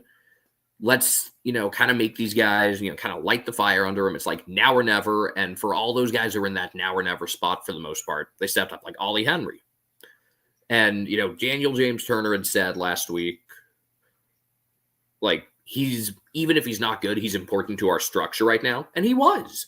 And Shannon Neal, I know he had one bad drop later in the game, but early on, he fueled that hot start. He was marking everything, and there's something to build off there. And he got involved on different parts of the oval like he's capable of, and that's one that I am totally going to be patient with because I believe in the upside. And, again, I didn't love the list we went with tonight, but everyone who had something to remedy from last week did so. Yeah. One player I'll argue didn't lift their game. And maybe I'm wrong. Maybe I'm being harsh here. I thought Max Holmes had a similar game to the one he put out. He was okay. He was just okay. Yeah, I just felt like everybody else lifted that 15, 20%. Yeah. I felt like Max was pretty much where he was at last week as well. But maybe I judge him really harshly, and that's probably the ultimate respect, isn't it? When you get to a point in your career where you're judged on not putting out 8 out of 10 type performances every week. So let's see. I wrote his name down 5 times in my notes here. 3 of those things were positive, 2 were negative. Okay. I think we just need to insert him into the middle more. I mean, sometimes you got to force the issue with a guy like him instead of wait for the game to come to him. Just, throw him right in there. I say the same thing about Brad Close all the time, who I did not realize even that he had, was it Kiri said he had 18 disposals. It did not feel like 18, but he had 2 assists. I'll take that any day. And let's see how many score involvements from those 18. Only 5, which just like Only 5. Okay. I also just think his ceiling is so high, but Yep. for all the guys who didn't deliver last week, they all did something right, whether it was O'Connor's intercepts in the third quarter, Wiltshire just kind of getting more involved, whether that be kicking his first goal or he had another crack at one that I thought off the boot was going through. You got a free kick at one point, and then Danger's like, no, we're going to keep playing on. Don't worry about it. I'm like, oh, poor Ollie Wiltshire. Give him his kick. Oh, the poor little thing. And I tell you what, when he got his, just seeing the energy around the team made me feel so much better than, like, you think back to the Saints game a month ago, or more than that now. It was like a month and a half ago. And when we got, Closey's first career goal, and the team basically just said, yay. Yeah. Like the energy was so different, and it felt in that moment like that's the spark we needed. That's the boost. Here we go. Here's a stat for you. Players under 4, I believe it's 40 games. Dempsey, Humphreys, Mullen, Wiltshire, Manor, Neil Clark, Sullivan, Chris Scott. He's a superstar coach. And the list, and the coaching selection committee.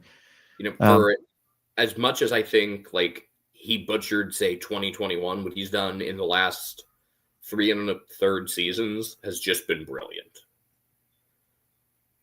Yep.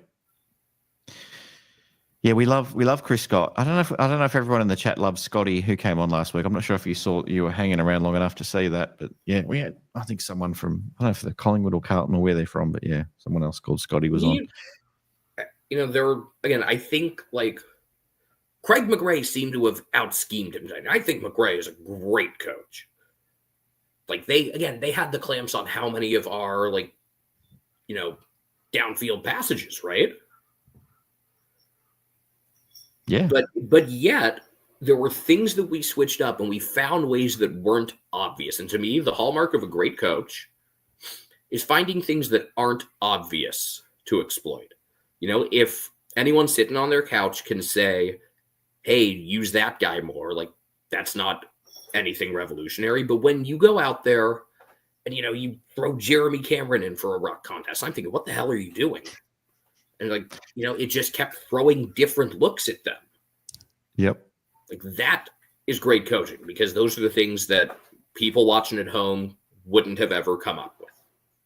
Well, we came up with the ruck setup, and I know it didn't happen every time, but we had Tom Hawkins. This is back a few years ago. We had Tom Hawkins doing the ruck contest up forward. We had Stanley in the middle of the ground, and then we had, I think it was Blitzarbs down back when he was a defender. That was the first iteration of it. And now, as you said, it just seems to be we're just going to mix it up, shuffle things around, give it a different look, see if we can change the shape, and just sort of throw the opposition a little bit. And I think sometimes it works and sometimes it doesn't. But I think we've got to get really creative because we're just not great at winning the contested ball otherwise. So I think we've just got to try everything really sometimes. G'day, good food friends. Check out good food. I can't even get it out. It's after midnight. Yep. Is it after midnight? Happy May 4th, everyone. Check 7 a.m. here. Instagram page. I feel like a pizza now. Every time you pop up in the chat, I want to have a pizza. So we are giving away a pizza too, by the way. Good food friends. You must be in the running because you do a pizza review show every week. So I'll have to put your name down for that one at some stage.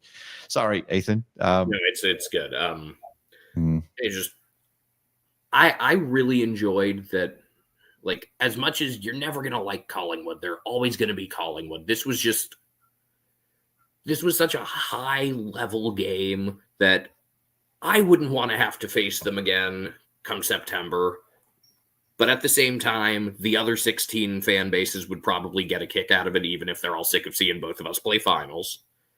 And just to see, like, there were so many things in there between us getting around Wiltshire after his goal, or the way they got around Chris before he took that kick at the end, and then right after how they all went up to him and comforted him. Like, that is culture stuff, and that's why their club is there all the time, and that's why ours is there all the time. And, there was only one little dust up with Braden Manard, who likes to get under people's skin. That was good. And just we may never like them because it's Collingwood, but they've got a fun group of players right now. They play exciting games. And, if you took those colors off them, just put them in, I don't know, pink and maroon. Nobody wears those two colors together. We'll be like, yeah, who are these guys? What a fun team to watch. And I think there's a level of mutual respect right now between our club and theirs. We don't like you, and we know we're going to have to play high-intensity games against you, but, man, you guys are good at what you do. And that was a great game, aside from us completely forgetting how to close a game out. Yep. Which I'm sure in the next week we will address, and I have the utmost confidence in that because of the way we addressed last week's shortcomings. What were we? We were at the where is it? It was 90-73. At the 30-minute mark. At the 30-minute mark, we let Lockie Schultz took a mark. 30 minutes and 45 seconds into the fourth quarter, Lockie Schultz takes a mark, doesn't convert, and then 32-minute mark, Brody Myercheck takes a mark, kicks the goal. I think he plays on pretty quickly, doesn't he? Or he gets a 50 meters or whatever and plays on really, really quick. I can't remember exactly. And then 35-minute mark, 35 minutes and 31 second mark, Brody Myercheck kicks another goal. And then we know the story with Jack Crisp. Yeah, I'm going off the countdown clock here. Yeah. Not the count-up clock. I mean, we were up 90-73 with 4:40 left. Yep. They didn't get it back to even within 2 goals until just under 2.5 left. Oof. So I think we will patch that. I'm surprised we didn't have that sort of situational awareness where it seemed like even after we had gotten the one to go up 17, guys kept kind of playing it like, let's just, if someone could just leak out in the back one more time, we get that one more goal. But instead, it really needed to be what really all 3 teams we've lost to have done to us late, where it's like, all right, just kick mark, take the 30 seconds, bleed it out, take some air out of the game. And we didn't quite do that really at all. I did like the Blitzov strategy at the end where it's like, I'm just going to keep getting stoppages and ball ups. And then, they call to holding the ball, which we can debate over that. There will be plenty of other calls to get magnified because, you got to magnify the ones that go in our favor instead of the multitude that go against us. Yeah. And then I got to give Crisp credit. That was even though I forget if it was Jason Dunstall or who that pointed it out after, that we had everyone back to the point that nobody was in front of any of them. You got to have at least 1 or 2 of your guys move up a little bit to be able to get in the way and, deflect something. But Zach Guthrie did not give Jack Crisp a lot of space there. And he took a really quality mark, right before the siren. I mean, there was so little time for him to even take that. And unfortunately, kick missed, and we managed to come out of this 3-game stretch at 2-1 somehow. Incredible. I can't believe it. I thought we'd be at best 2-2 at absolute best. I'm just looking at these 3 games at the G is kind of its own stretch. 3 games in 12 days. Yep. And to come out of that with 2 wins, pretty an 8-day break now. Is that right? Yeah, because we got the marquee afternoon game next Sunday against GWS. Let me make sure. They play the first game tomorrow, or I guess today, at the Swans. That's going to be a desperation element in that's going to be pretty fun. Yeah, and then we'll get Port out of each other. Yeah, then we'll get Port with less rest, but at least they'll be coming off of Showdown, so they might be a little drained. Actually, both times we play Port, they're coming right off of playing the Crows. So awesome. So we're coming off the, as Paul would say, the super clash, the Giants and the Swans. Well, I don't know what they call it. Sydney Derby or Battle Sydney of Derby, the super clash, as Paul calls it. And then we get Port Adelaide off their Showdown as well. That's great. Good. That's lined up nicely. We have once again, somehow found a way to set ourselves up to be in great position. And I'm sure if you were a fan of 16 other clubs, you would have had a blast watching this. Battle of the Bridge. I mean, yeah, definitely. I'm sure Carlton fans enjoyed it more than some of the others. I'm sure Hawthorn fans enjoyed it less, but like that was an incredible game. I'm sorry. All there was to it. I want to. I don't want to savor every single moment, but as I was saying to Amanda earlier, it's just a lot of it's just a blur at the moment. I was just so tense, and there was so much going. It felt like the pressure of a grand final, where every moment really matters. It felt like that, but I had no expectations, and that kind of yeah. And having watched, and I said this like right before that final center bounce, like, thank you, Baltimore Ravens, for like giving me experience with this. Like, compared to some of the stupid stuff they do at the end of games to let things get close when they should be winning comfortably, this was nothing. Yep. You know, it's like every Ravens game, no matter how good or bad the opponent is, it's like, oh, this is probably going to be, we're going to have to recover an onside kick at the end or do something, even though we should be blowing these guys out by 4 touchdowns. So I'm kind of used to it. But the miss at the end reminded me, and I hope nobody's both a Collingwood fan and a Bengals fan, because there was we played the Bengals in Cincinnati. Lamar fumbles a snap in overtime. Bengals are in field goal range. They get over conservative, try like a 53-yarder, and it misses badly. And then like 2 Derrick Henry runs and we're in field goal range, game over. And it kind of felt like that. Just like thinking, oh God, we're about to lose. This game's over. And to see that kick miss. And then again, to see everyone like go over there and, like shake Jack Crisp's hand. That was really nice. Yeah, it was good. I don't know how he took it pretty well. Would have destroyed most other people though in that moment. But I think because they had been down 3 goals not that long earlier. I mean, they were down 17 with what?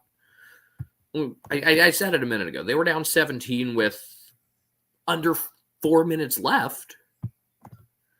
Another way of saying it is they were up by whatever they were, up by 3 or 4 goals. What was their largest lead? It was something in the high 20s, maybe? Oh, yeah. Not even. I think their largest lead was... not even. Maybe 19 points, I think. No, they were definitely up 20 because when it was 20. Yeah.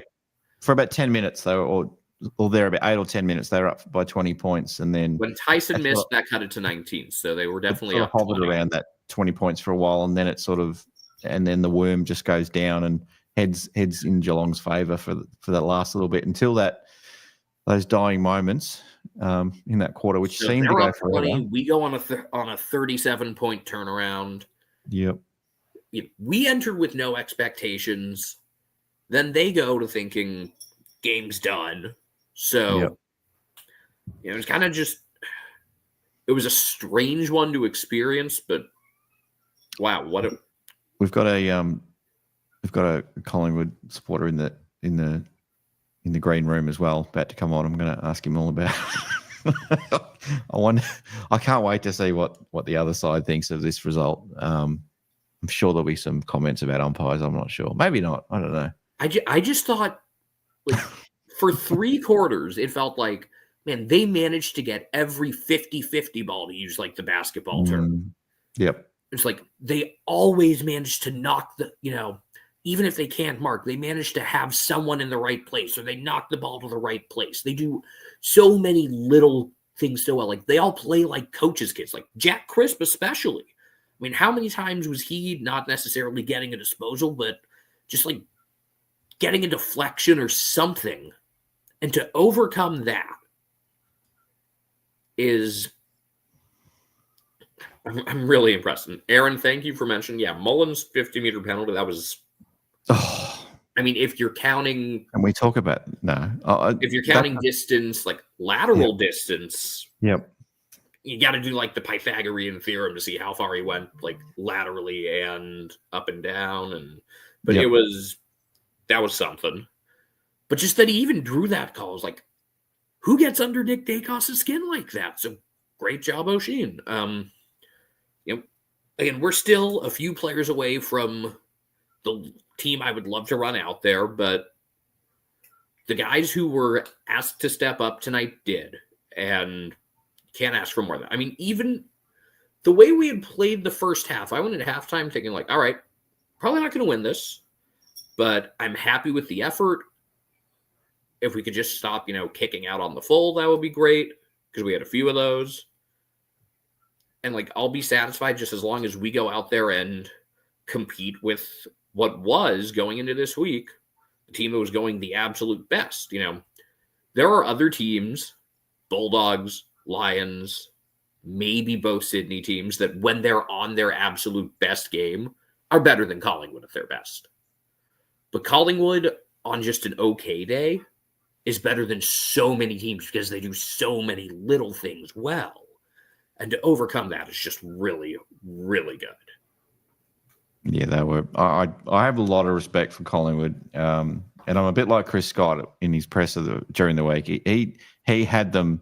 He has a lot of respect for them as well, but didn't have them as clear at Collingwood daylight and then everybody else. It was like, no, Collingwood's probably. These aren't his words, but kind of made out like there's probably 6 good teams, and Collingwood's just one of those good teams. Yeah, I think if you just look at the value of the parts by themselves, not that impressive. But when you add it together and you sprinkle in their system and how well coached they are and how they manage different situations, that's when it goes above and beyond. And Owen mentioning, Bose and Smith embracing things. First off, most composed I've seen Bailey Smith. I don't think anything got under his skin. He had some fun.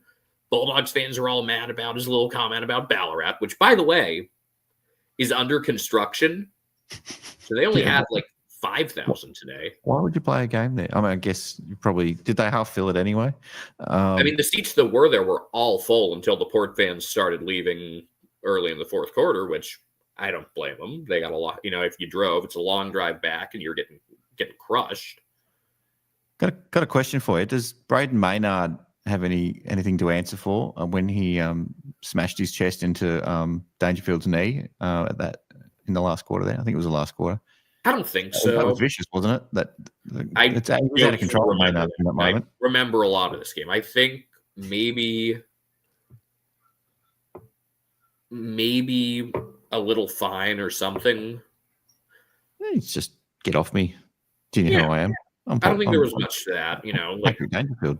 Who are you? O'Sheen kind of laid one into Dacos at one point. It was nothing beyond the reasonable expectation of just a high intensity game. So I'm content with it. And, it's kind of like, I kind of feel this way at times about the Hawks as well. It's, kind of like the scene at the end of Anchorman where the rival newscaster, Wes Mantooth, says, I hate you, but goddamn do I respect you. Oh, I agree. Yeah, I do love that movie. It's my favorite, my absolute favorite. So good. Oh goodness me! Well, I got a few in the chat, so I'm gonna love you and leave you. Thank you as always. Enjoy this one. Enjoy the rest of your Saturday or Sunday. Whatever it is at the moment. About to be 7:30 a.m. Saturday. Enjoy it. That was a ride that I really didn't think we'd end up going on.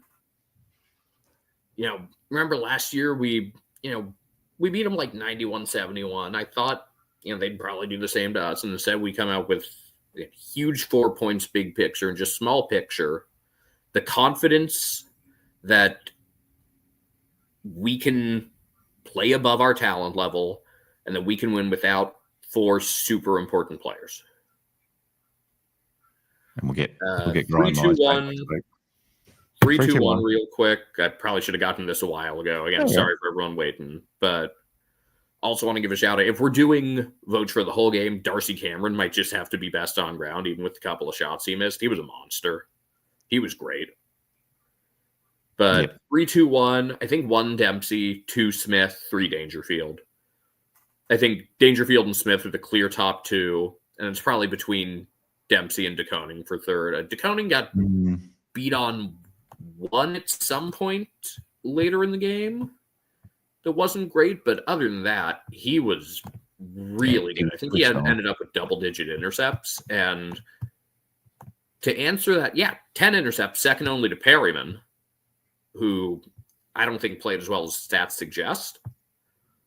But DeConing was awesome, and to do this without Henry, without Stewart, and for him to just keep his confidence up, because in past years we've talked about his body language and confidence. I mean, even last week when Durkin took that hanger on him, it was just like, man, that's a great play. Got to move on. Like, he's maturing, and it's so cool to watch. It's a great win. I will be able to wear all my Cap stuff for the next week, get my 2025 member bumper sticker on my car right next to the 2024 one. And Jezelenko, I saw you mentioned you're a San Antonio Spurs fan. I wish you guys had kept Jamari Bouye around. I believe he's in the Bucks organization now, but just to have that photo of like Greg Popovich giving him pointers on the sideline, that was pretty cool. Go Jamari Bouye. I think he also played for the Blazers, Jag. He was with them like briefly a year ago as well. Anyway, great win. Enjoy this. Going to be fun to take in a couple of games tomorrow with nowhere near this sort of stakes. Exactly. Although I think Sydney Derby and Q Clash will both be pretty exciting. So I'm sorry. Kind of sit back and just enjoy football, because this was a lot. Chef's kiss. Beautiful. Have a great weekend, mate. Thanks for coming on. Feels a lot better after that. Everything feels better. You're more ready to, go spend the extra few bucks to get that extra side of fries. It's like everything just feels better. Buy yourself a Dangerfield bobblehead a few days ago, just in time for the Dangerfield Masterclass. It's perfect. We got to get him and Pendlebury, because Pendlebury deserves a lot of credit. Get them matching old guys' rule shirts. Yes.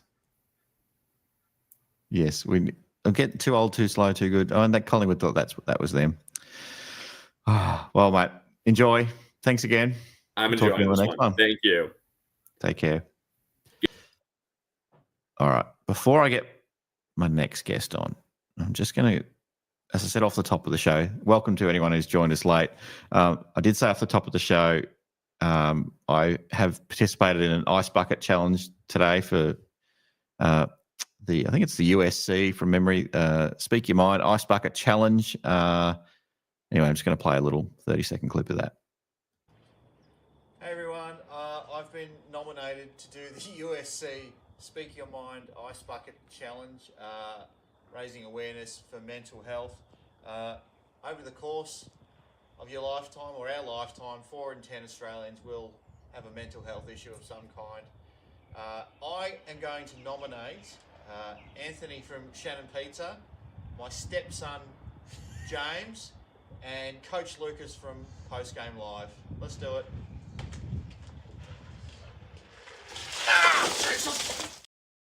Sorry. It was quite painful. But yeah, thank you to that. So Anthony, Shannon Pizza, you have been nominated, my friend. I should be nicer to Anthony because he does give us a free pizza every week to give out on the show, which we'll be giving out a little bit later on. James, my stepson, if you're watching, and Coach Lucas, who I think is in the chat, but changes his name frequently, so I wouldn't know, and has his camera turned off, I think, as well. All right, now I'm going to get Anthony on next because Anthony is from the other side of the fence. And sorry, Vincent, I can see Scotty, I can see you there as well. I just want to get Anthony on because I did ask him to pop on earlier tonight. So here he is. I don't think. Hello, welcome to Postgame Live. Benny, we'll try to be kind to you. Very brave of you to front up. I appreciate it. Through thick and thin, the good and the bad, I guess. Yep. What'd you think? What'd you think of that one? I think we let Geelong bring in players like Dangerfield into that last quarter. Dempsey as well, playing that wingman role, then he played forward in the last quarter. But yeah, you just had some big players matching the big moment, and you sort of had that as a Collingwood fan. You had that feeling if we don't put you guys away in the third quarter or whenever it may have been. You just felt like Jeremy Cameron or Dangerfield was going to have a say in this game, and it was Dangerfield this time, unfortunately. So Did you think it was going to be Jezza? I thought it was going to be Jez. I thought this is just set up for a Jezza. We said that in our Discord as well. We said this is just set up perfectly for Jezza just to take over. I didn't think Danger would be the guy, but goodness me, as an opposition fan, just watching that and just seeing him just destroy. Well, it didn't destroy your chance because you nearly had it at the end. With unfortunately for you guys at least, Chris just couldn't quite connect. It was a great game though. Surely it's hard to take. I know what it's like last week after losing to Carlton, but geez, as a neutral though, it would have been a good game. Well, I said in my post-game show, I said, like, we just got to do what champion teams do now, and Geelong definitely deem Geelong of this current generation as a champion side, and what they did was they bounced back from a disappointing result. Sure, we didn't lose against Geelong tonight the way Geelong lost against Carlton last week, but good teams don't lose back-to-back games. They try bounce back straight away. So hopefully now we've got to go and do that off a 5-day break going into Perth against the Dockers, who were we saw that last night. So that's another story. But yeah, I mean, it reeked of a Jeremy Cameron like type of game for him to come in and do his thing. But yeah, the old man. I mean, we've got a few old guys ourselves, but geez, you got a few old handy blokes. You know, Blitzarves he's 35 as well, and he still has an imprint on any game he's in. It's a bit of a battle of retirement homes at the moment, isn't it? Just would have thought. They all got in the minibus and we drove them to the MCG and set them loose on the grass. It's their weekly event. Little Saturday night on the town. All right, elephant in the room. Let's talk about the umpiring. I want to get your thoughts on some crucial decisions. Where do you want to start with that one? I jump to the conclusion and I say, at the end of the day, the game, we had the final say in the game, and we could have won the game with that final play, and we didn't. You're gonna get the rub of the green sometimes, and you're not. Obviously, like there were, I don't know. You ask if you want me to not deflect and answer the questions regarding the calls. I think the Bobby Hill chase down tackle in the moment is hard to adjudicate. Like, how can you tell whether he was tackled below the knees or not in that moment? I can concede that. That's fine. The Blitzarves one, I'm not so disappointed about it being deemed a behind. I'm querying whether the boundary umpire can say, "Hey, goal umpire, that was touched," or is there supposed to be no input from the boundary umpire with regards to what call the goal umpire needs to say? Yeah, I think so. I think it's just on the. I think I could be wrong. I think it's just on the goal umpire. I think for me it was like, well, I don't know if I'm the goal umpire. I'm not actually making the soft call that was touched. I don't know where the goal umpire got that thought from that it was touched. Because that's there's nothing more the video room or whatever they call it. Nothing more they could have done in that situation other than to say, well, inconclusive. So I don't think it was touched. I think it was a goal, but because the soft call was touched. There's not much more they can do. So I think you're very unlucky on that one. So, had it got that goal, maybe that would have been enough to see the Pies win it. I think the tackle around the ankles, I think I'm going to watch the replay for you. Benefit of seeing the replay a few times. Yeah. I genuinely don't think he really sort of started the tackle around his waist. I know you could say he made contact with the waist, but it was just glancing, really. It was mostly around the knees for the most part when he actually retarded him and brought him to ground. So when I first saw it, though, I actually thought, oh, my God, Sean Manor, what have you done? You just cost us a foray forward. But, for that one, I think, and maybe I've got my Geelong blinkers on, I think that was the right decision. But, the Blitzarves one. And Blitzarves often finds himself in the goal square in the benefit of these decisions. A Brisbane game a few years ago where he kind of should have been caught holding the ball. But we got that one as well and escaped with a narrow win in that game too. But look, two absolute heavyweights going at it, a cracking game. And I think a lot of Geelong supporters sitting here tonight obviously really, really happy with the win and maybe getting a bit big-headed and carried away with ourselves and all that. But I think we can sit here as well and appreciate how bloody good Collingwood are as well. And they're definitely back, that's for sure, after a year away. Do you?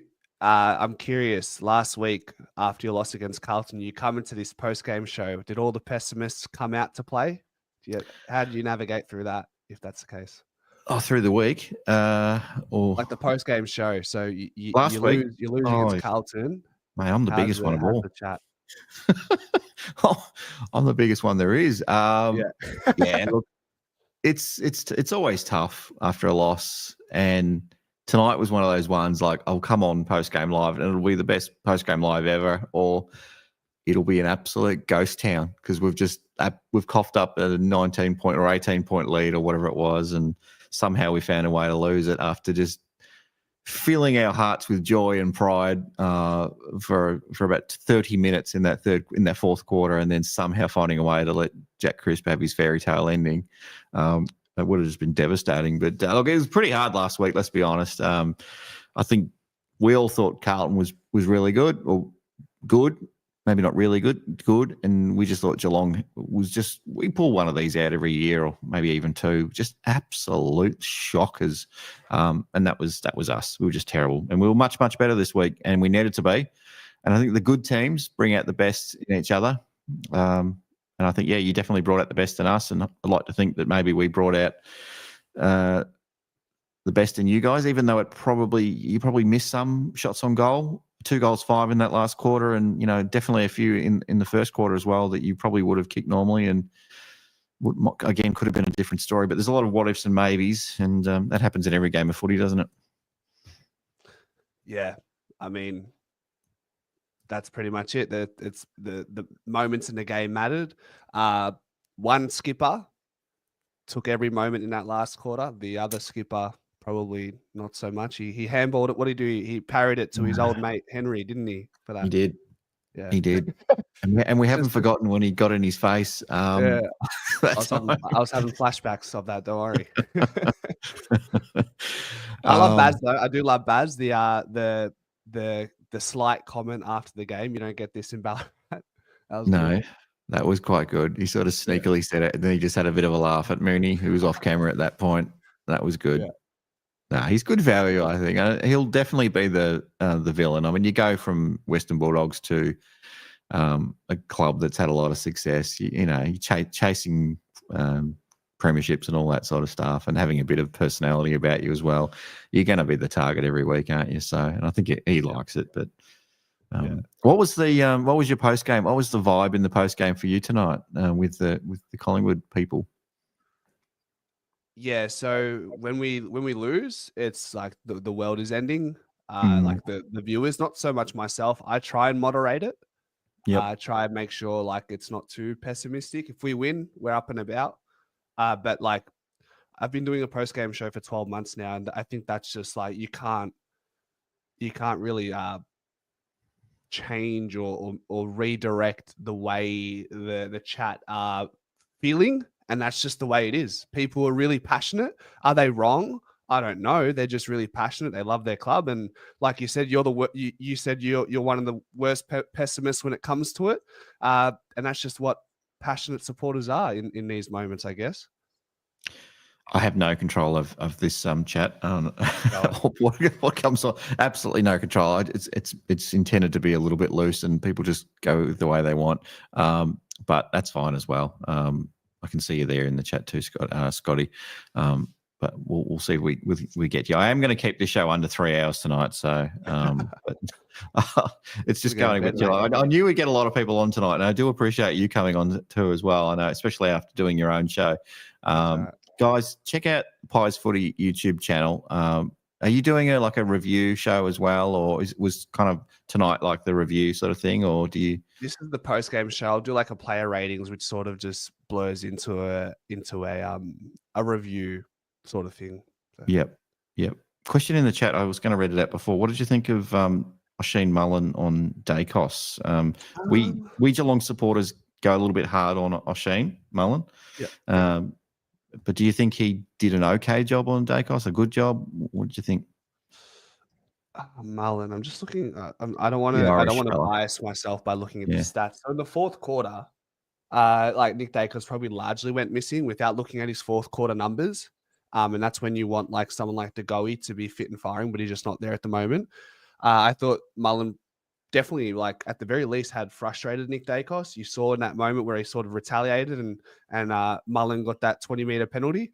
But yeah, I'd have to. It's probably, to be fair, it's probably something I'd have to watch back to give you like a fair say and look at the numbers. But I think at the end of the day, let's just check. How many touches did Nick Dacos get in the last quarter? Because that's at the end of the day, that's what you're probably going to hinge on when it comes to how that matchup went. Because the first three quarters, you could probably say Nick had, he had 28 touches and whatnot. But in quarter four, Nick had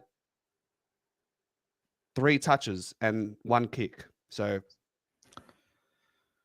Yeah, I guess I don't know. I mean, he weren't getting the clearance out of the middle. I think Geelong, for some reason, we just turned that around. We're doing this in in bursts at the moment. We can't get our hands on the ball in the middle, and all of a sudden we start getting it. And when the game's on the line, we just seem to find a way. Dangerfield going through there makes a bit of a difference as well. But I thought Dacos was great. That massive goal from 50. He clearly looked a bit ruffled. Some of the treatment that he was getting, the little cheeky sort of punches to the ribs here and there, and bumps and all that sort of stuff. But if he's still going to pull out 28 touches and a goal, I think he's probably going to get Brownlow votes again, isn't he? I don't know. I think Pies will probably get most of the votes again. Do you think you missed McStay tonight? Would he have been helpful? Do you reckon? And maybe it's a stupid question. His role is the word conflicting. I don't know. So he's being used as like a pinch hitter and a ruck. So then when the ball does come into the forward line, he's not always there to present. Whereas Myercheck has probably been that guy. I'd like to see McStay tried out as an out and out key forward. Like that's his one wood. Whereas like in his first, or at least this portion of the formative parts of this season, he's just been, sort of like a role player. I'd like to think McStay is more than just a role player, but we're going to have to wait a little bit longer till we find out because of his injury now. So, yeah. Well, hopefully not too many. Dan Houston looked like he was nursing some, I think it was cramp, but they weren't sure whether it was hamstring, so they were just being very precautionary at one point. Hopefully he's okay, but we'll, I guess, see what happens. But yeah, I don't know. Hopefully, you don't want injuries, especially now that we've played you guys. I wasn't upset that McStay didn't get up because he's troubled us a little bit. And who's the other big bloke that troubles us all the time from your guys? Forgotten his name. Darcy Cameron always seems to go well against us, and Myercheck seems to bob up and affect the game a lot of the time as well. So those guys. By the way, was Stanley injured or was that strategy? Nah, well, it has been in the past, but this genuine hamstring injury for Stanley. So, which is a shame because we don't have a lot of ruck depth at the moment, and we're putting Dangerfield on the ruck at times tonight, and another guy. Who was your last recognised ruckman? Was it Brad Odden or whatever his name was, or Andy Odden? We seem to get some decent ruckmen, and we just let them go. We had Shane Mumford after. These are the ones after Brad Otten's. Shane Mumford, Dawson Simpson, Nathan Vardy's won a premiership with West Coast. I remember that one. Trent West, he did win a premiership against you guys in 2011. He went to Brisbane. We just kept getting rid of rucks. We just can't. We don't value them that highly. Well, the coaches and the selectors and the list managers don't value rucks. Seemingly, at least to me anyway, we don't give them the money. We don't sort of afford them the biggest slice of the pie in terms of the salary cap. So they often will look elsewhere for opportunities. So we do have a very, very promising ruckman at the moment, Toby Conway, who is unfortunately was coughing in bed and hurt his back. So hopefully I can resonate. Don't worry, I can resonate with back injuries. Hey, do you guys at the Hoops Crew? You guys follow? I know you guys as a collective follow the VFL, but do you yourself follow the VFL quite religiously? Yeah, I try to watch it every week that it's on. I'm mostly looking at not so much how the team's going, but how the AFL listed players are going. We do have a bye this week, so no action for us. But yeah, was keeping a very close watch on Ollie Wiltshire, who played tonight and it's his second game tonight, and obviously Duncan's been playing in the VFL pretty much all the year as well. So yeah. So is there any intel on how Nathan Kruger's year's going at Geelong? Yeah, he's going quite well. And I think he could be in calculations to get picked up. I did hear that Collingwood might be into him a little bit in the mid-season draft as well. So I don't know. I've seen a little bit of him. Sometimes he looks a little bit selfish and playing for his opportunities. Maybe, maybe not always doing the team thing, but I can kind of understand that as well. Like he's not on our AFL list. He's not necessarily beholden to the system. I guess he's getting paid to do a role for Geelong's VFL team and to help the younger guys come along. But he's also probably been thinking, well, I've still got another chance at an AFL career as well. So maybe I can squeeze another 30, 40 games out of my career, possibly, if everything goes right and I can stay injury free. So no, he's going okay. I'd definitely be worth another look at him. I don't think we will, even though we're a bit short on depth up forward. I just don't think he's the right fit for us. But yeah, maybe back to Collingwood. He did look okay with you guys when you gave him some opportunities, and when he stayed healthy, he looked pretty good. I guess the big if is if he can keep his body right, I suppose. Yeah, definitely. So I hope he does. You want every guy to sort of, if they don't make it because the form's not there, that's one thing, and sometimes opportunities aren't there, and you've got to go elsewhere. But you sort of hate it when it's injuries that sort of stop a player reaching their potential or getting an opportunity in the first place. So I reckon that if there's a guy you want to watch from Geelong, he's on our list, but if you're into a super coach or just want to keep an eye on someone that's coming through, he hasn't played yet, but I reckon Patrick Rechko. Who's Patrick Rechko, you're probably asking. That's a name. Keep an eye on him. Is he a Geelong Falcons lad? I don't think he is, actually. Was he Northern Knights? Could be. It could be Northern Knights. The chat will probably know where he's from. I could have a quick How do you Google spell his surname? R-E-T. Yep. S-C-H-K-O. He's a medium size. Yeah. But he just goes and goes and goes all day long. And yeah, he's only played a handful of games in the VFL after we picked him up in the draft last year. But he's one I just watch a lot in the VFL, or just catches my eye a lot. Jay Polkinghorn was our highest pick in the draft last year, and he's basically kicking 2 or 3 goals a game in the VFL, and it's just a matter of time till he gets a chance. He doesn't get a lot of it, but when he does, he basically puts it through the middle of big sticks every single time. He looks a bit like, he obviously plays up forward and he's not a defender, but he looks like a Corey Enright sort of body type, a little bit bigger through the legs. He needs to get a little bit bulkier up top. Anyway, there's a couple of names for you if you're interested in your super coach or you're looking at all that sort of stuff throughout the year. Scotty has a habit of developing players in the VFL for 2-3 years. Like Dempsey was one of them, right? So they just come out of nowhere. Manor, Yep. So he played for Chargers, and he's also got a 6:07 2 km time trial, which is ridiculous. Yeah. So another one that probably Geelong somehow kept under the radar a little bit, but I think he's building very slowly.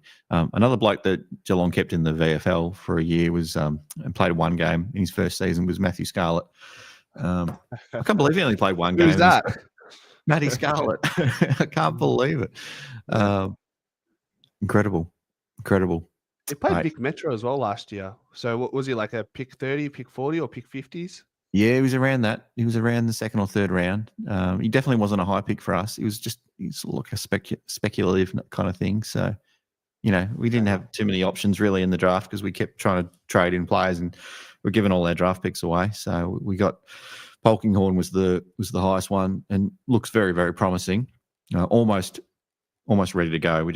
Probably just where do you put him when the forward line's already stacked with Dangerfield and Ollie Henry and all those other guys. So he's just going to probably play the whole year in the VFL and, then maybe there'll be a time where Danger gets arrested or something like that, or there's other injuries. So, but I haven't seen him play elsewhere in the VFL yet, so that's probably where he'll end up being. Anyway. Benny, I'll ask you one more question before I cry myself to sleep. Okay.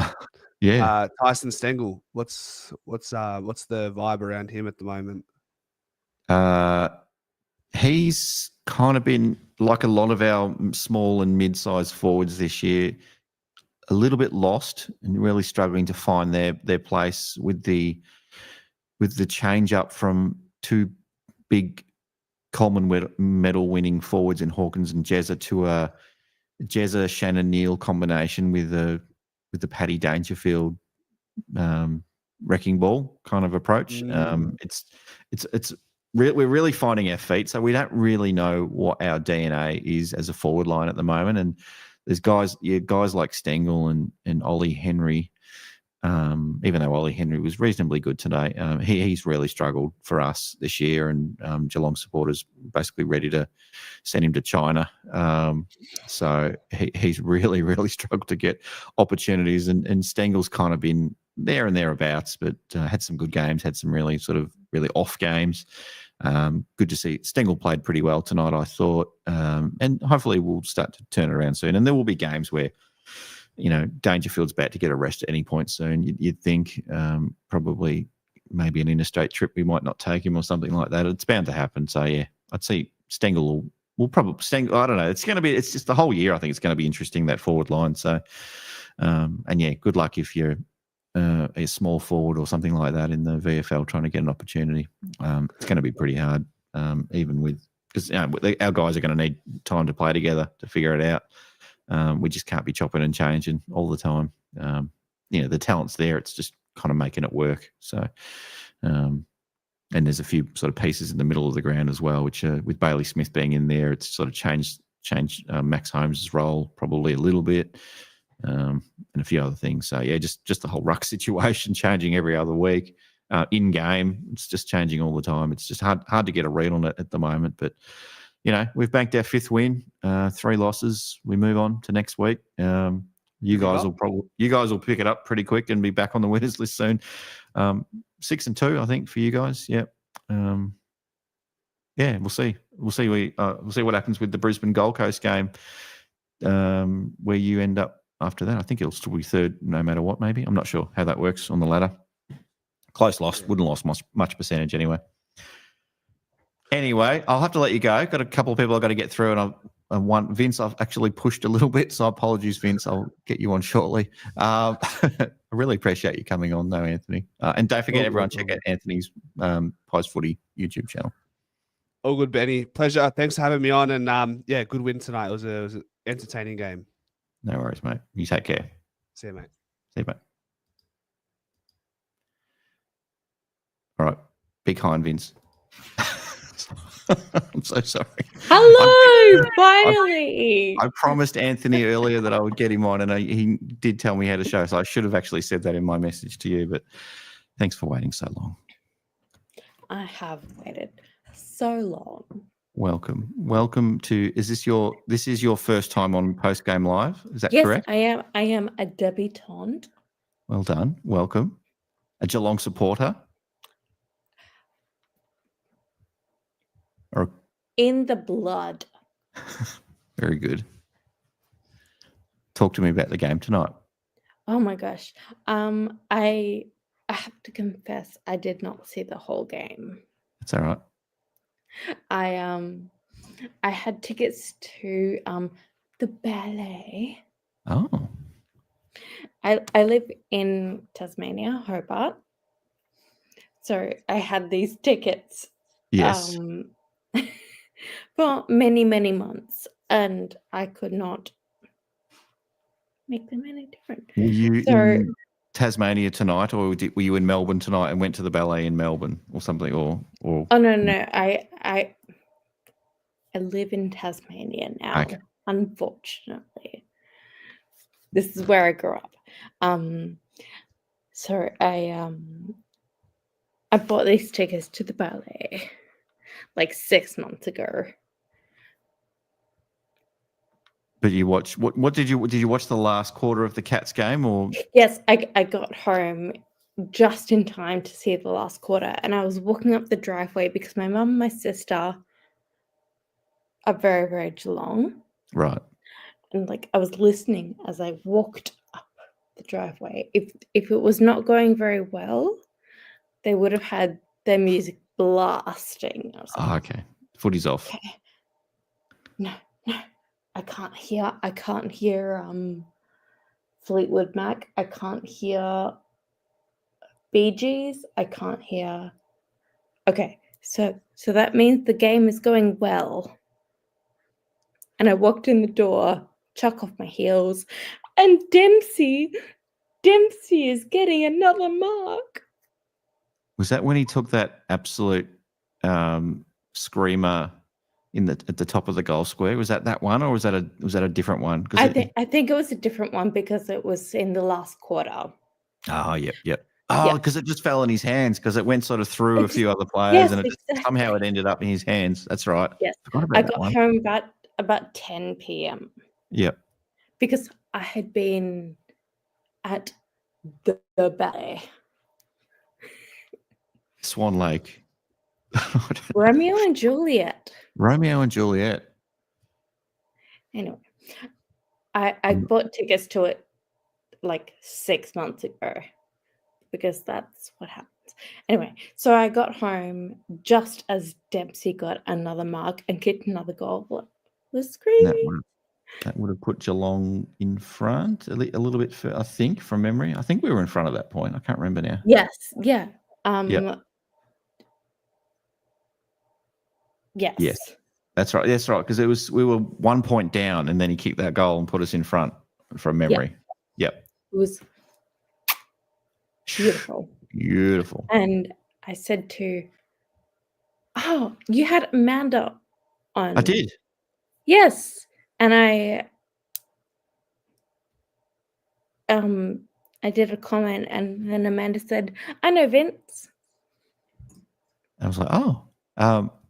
Yes, so we'll get Vince hello, on. Amanda. Amanda, if you're still awake, let's say hi. I don't know. Sorry.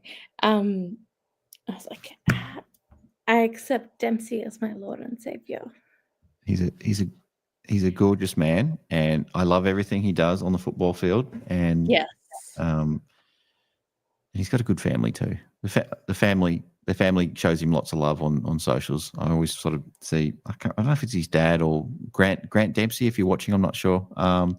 Maybe you're a brother or an uncle or whatever, but you've got the last name anyway. I always follow his brother. I've got a big family.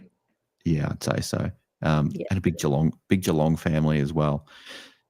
Did you at any point think we were going to lose this game when you walked in the door, as you said, kicked the heels off, settled in for a bit of Geelong football after the ballet? Dempsey's kicked the goal to put the Cats in front. It's all looking good at that point. Cats get out to about 18 points in front. And then did you start to panic a little bit after that? I didn't actually check the score until I got home. Oh, okay. Yep. So it was I thought Cats could lose it from here. They really could. They could. They've done it before. Yeah, we've lost games from plenty of places before, but this was a bit nerve-wracking at the end when, we copped up nearly three goals in about 2 minutes at that point. It was so beautiful. Just to watch them really seal it. Like, who got the first one when I got home? Danger. I think it was Dangerfield. Yeah, Danger got one a couple of Danger minutes got after one. Dempsey.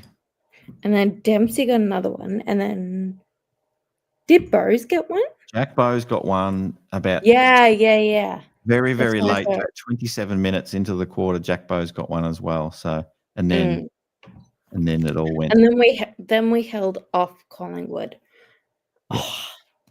which I love to do. I don't like Collingwood. Because- I mean, I liked Anthony and a few other. There's some Collingwood people that are quite nice, but Well, I like Yeah, beating the sure. football club. Like aside from Hawthorn, I think Collingwood is my least hate. Is the team that I hate the most. Yeah, they're just. I hate them and I love to beat them, but I'm always more nervous about playing Collingwood. Yes, I agree because their fans are well. A lot of their fans are pretty bad, especially when they win. They're very hard to deal with. They get in your face a little bit. I'm looking at the chat. I'm wondering why there's no questions about the ballet in the chat. Clearly, there's not a lot of interest in the ballet.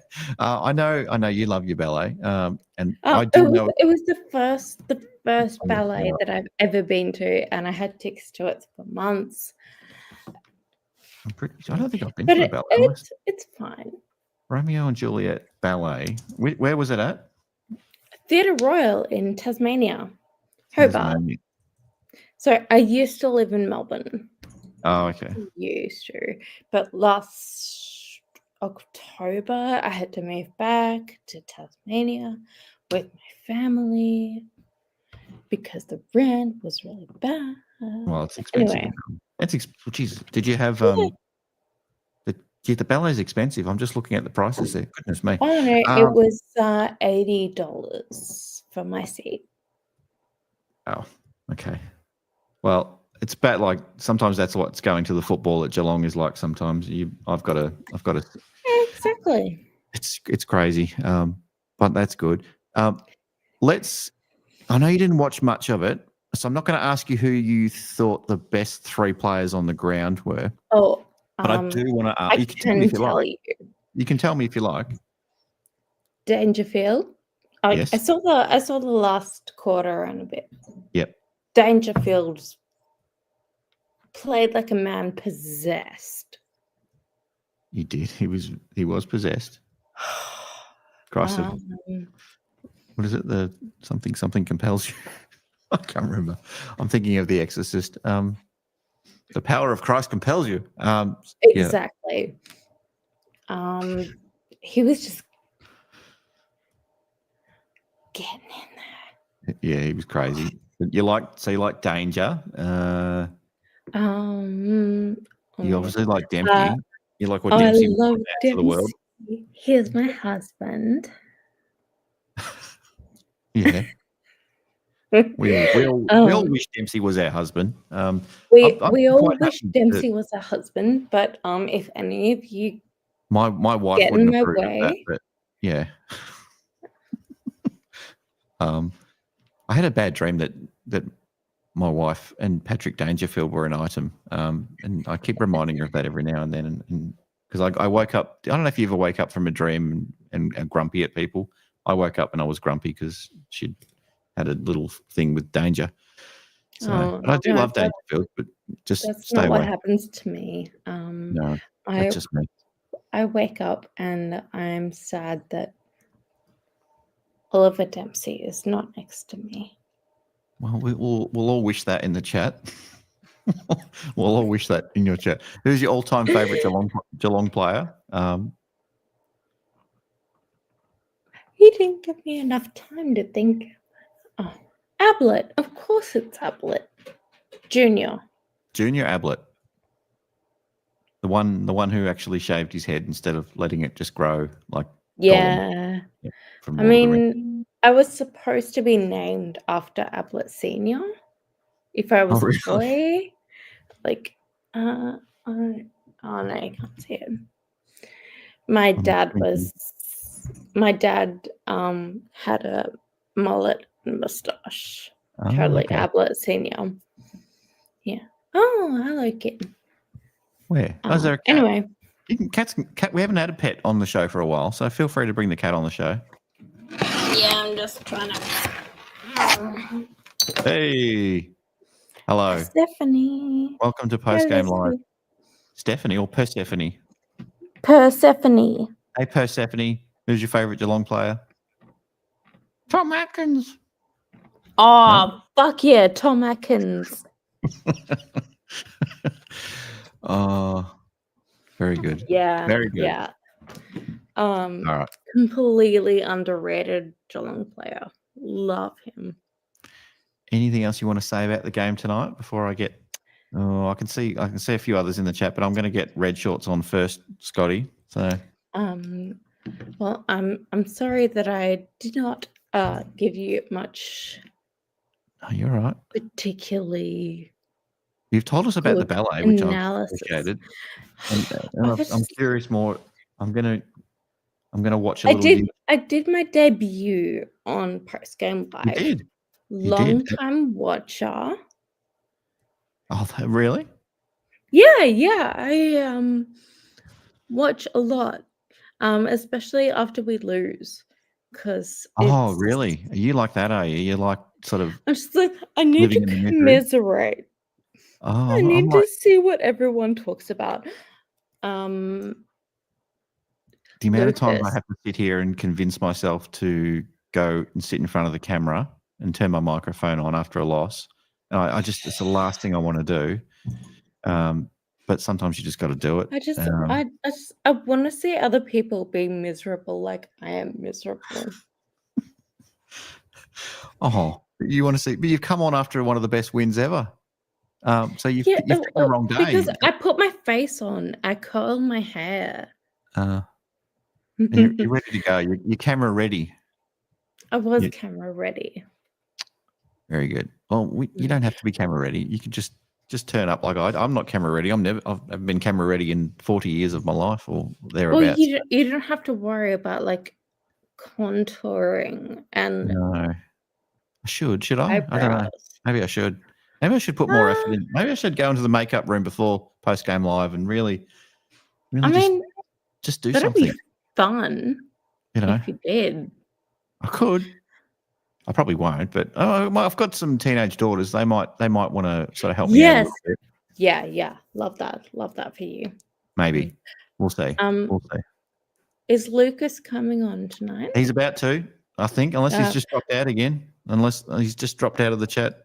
It is past. We don't let him on before midnight normally, so we're now past 1 a.m. Victorian time. So I can see Scotty in the chat. Can I be a real bitch? Yes. And tell Lucas. Yes. His beard needs some attention.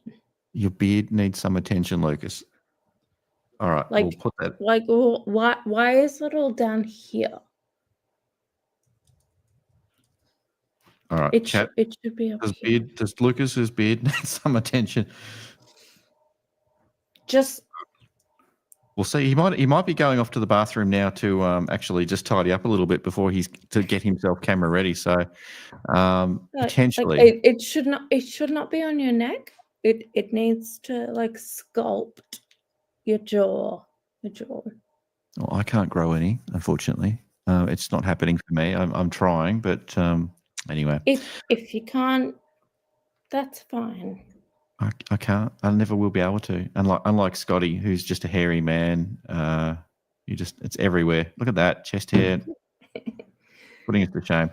All right. Thanks for coming on. Enjoy that win. Hopefully we'll win a lot more. Thank you for having me. Sorry about making you wait.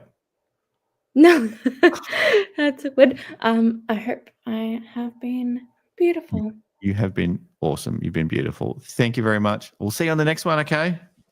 Go Cats. Go Catters. All right. Lucas, if you are there, I can see Scotty's there. I'm going to piss Scotty off a little bit, though. Lucas, if that is you in the red shorts, Scotty's waving. Oh, yeah, it is. Oh, God. All right. Hang on, Lucas. Let me just pull up the warning for any kids out there. Just in case.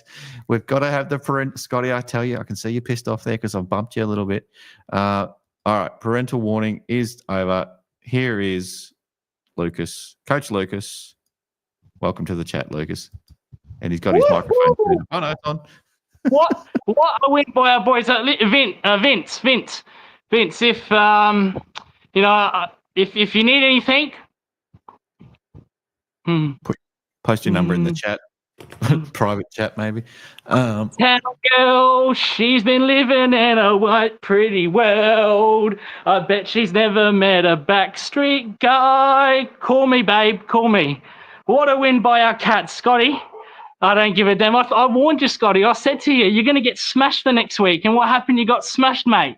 You got smashed. So we are back. We are winning the grand final. The red shorts are out. I got the red shorts. The red shorts are out. We are back. Flag Cats 2025. Fuck GWS. Fuck Hawthorn. Fuck Connor Nash. You're a disgrace, Connor Nash. I won't remember what you did. You're a fuckwit, mate. We are back. Fuck every other team, Port Adelaide Crows, everyone. It's our time. Collywobbles, hey, still side bottom, falling off a cliff, mate. Only 23 touches, completely owned. Next week's going to be Scott Pendlebury. He's only going to have 15 touches. Collywobbles are coming down the cliff. They are finished, gone. We are Geelong. We are the greatest team of all. We will fuck anybody up. GWS, don't bother coming. You're dead. Port Adelaide and Adelaide, I'll be going to that game with Kiri. They are dead meat as well. You are absolute ferals behind the prison bars. What a load of joke. Behind prison. That's where actually all you Port Adelaide fans should belong in prison. But we are back. Woo! Is it cold in Adelaide this evening, or is it reasonably warm? It is 7 degrees. You'd be stupid if you weren't in a jumper and jeans, unlike me. So we've got something special planned later on in a short while, which I'm so looking forward to that. Thank you for nominating me, Ben. I can't believe you fucking did that, and couldn't have picked the worst of time. So thank you so much. Why couldn't you have done it during the Ashes where it's 35 degrees? You couldn't do it there, couldn't you? You had to do it in the middle of winter. Well, that's the thing. You've got to put yourself through the pain. It's got to be hard, mate. It's not meant to be easy. So thankfully I had a nice sunny day in Geelong and was outdoors. And I don't know if you could see from the video, but my sun was blaring in my face. But yeah, I took it like a man. I took it. I was very brave. No, I wasn't. I was a bit of a wimp. And I edited out the last 10 seconds of it because it was just embarrassing.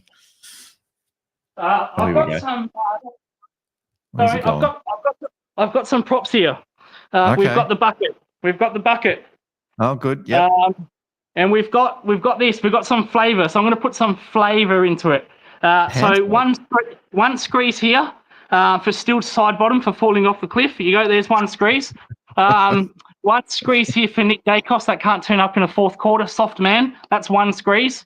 One squeeze also for Jezza Cameron, mate. Go back to the twos. Get your form. And like the wizard, the real wizard, which is me, not some Hawthorn dickhead, I'm going to stir it with my hands. Let's stir this.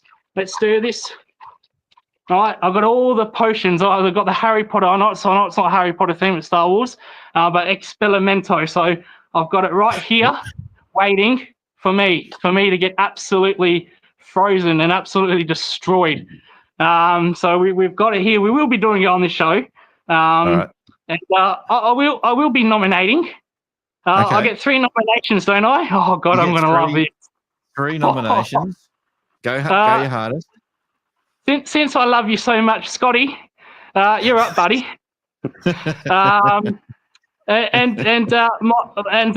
debut baby, Vince, you're up too, sweetheart. You're up next. And second, yeah, she has to come back. And thirdly, Vince will be a regular next week. Yeah, it has to be Kiri. It has to be my South Australian, my South Australian mate. Has to be Kiri. We might even do one at Adelaide Oval. We might actually both do it at Adelaide Oval when we smash Port Adelaide. We might. We'll see how that goes. But that's my 3 nominations: Scotty to Hottie, the debut babe, and good old mate Kiri. Kiri, yep. And Vince and Scotty, you're up. Everyone who's been on the show tonight, you've kept it within the post-game live family. I love it. All right. So when did you say you're doing?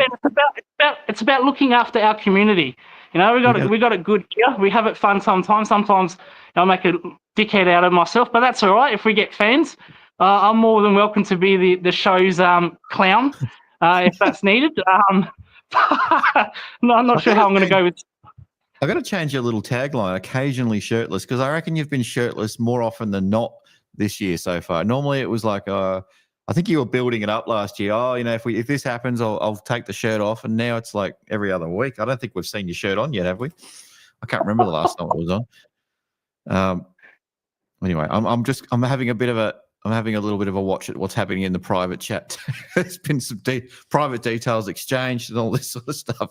It's interesting sort of stuff. No, we're not sharing that public. We're not sharing it publicly, but anyway, I'll let you guys work that out. If that's something. If it's from Vince, the shit will go back on. We can have a nice day in Adelaide. I'll wear a suit and tie. Yeah, I'll dress up. Don't worry about that. This is Vince. This is just a show. This is just a show. We need. Vince needs you to. You have to tidy it up a little bit. I don't know what I'm talking about in that regards because I can't even grow a single follicle. But yeah, we'll have to work on your technique. Get yourself. We need a sponsor. What is it, Manscaped or one of those kind of jobs? Gee whiz. Well, the lovely Shannon's Pizza.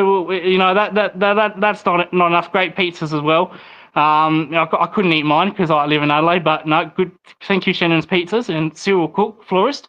Thank you for that. There's a plug for our sponsors. Yes, thank you. I'm asking. I'm doing a little poll question while I've got you there, sitting there shirtless, Lucas. It's okay. It's okay, Vince. You can be my married at first sight partner. How about that, eh? Oh, hang on. Did that work? Why wasn't this working?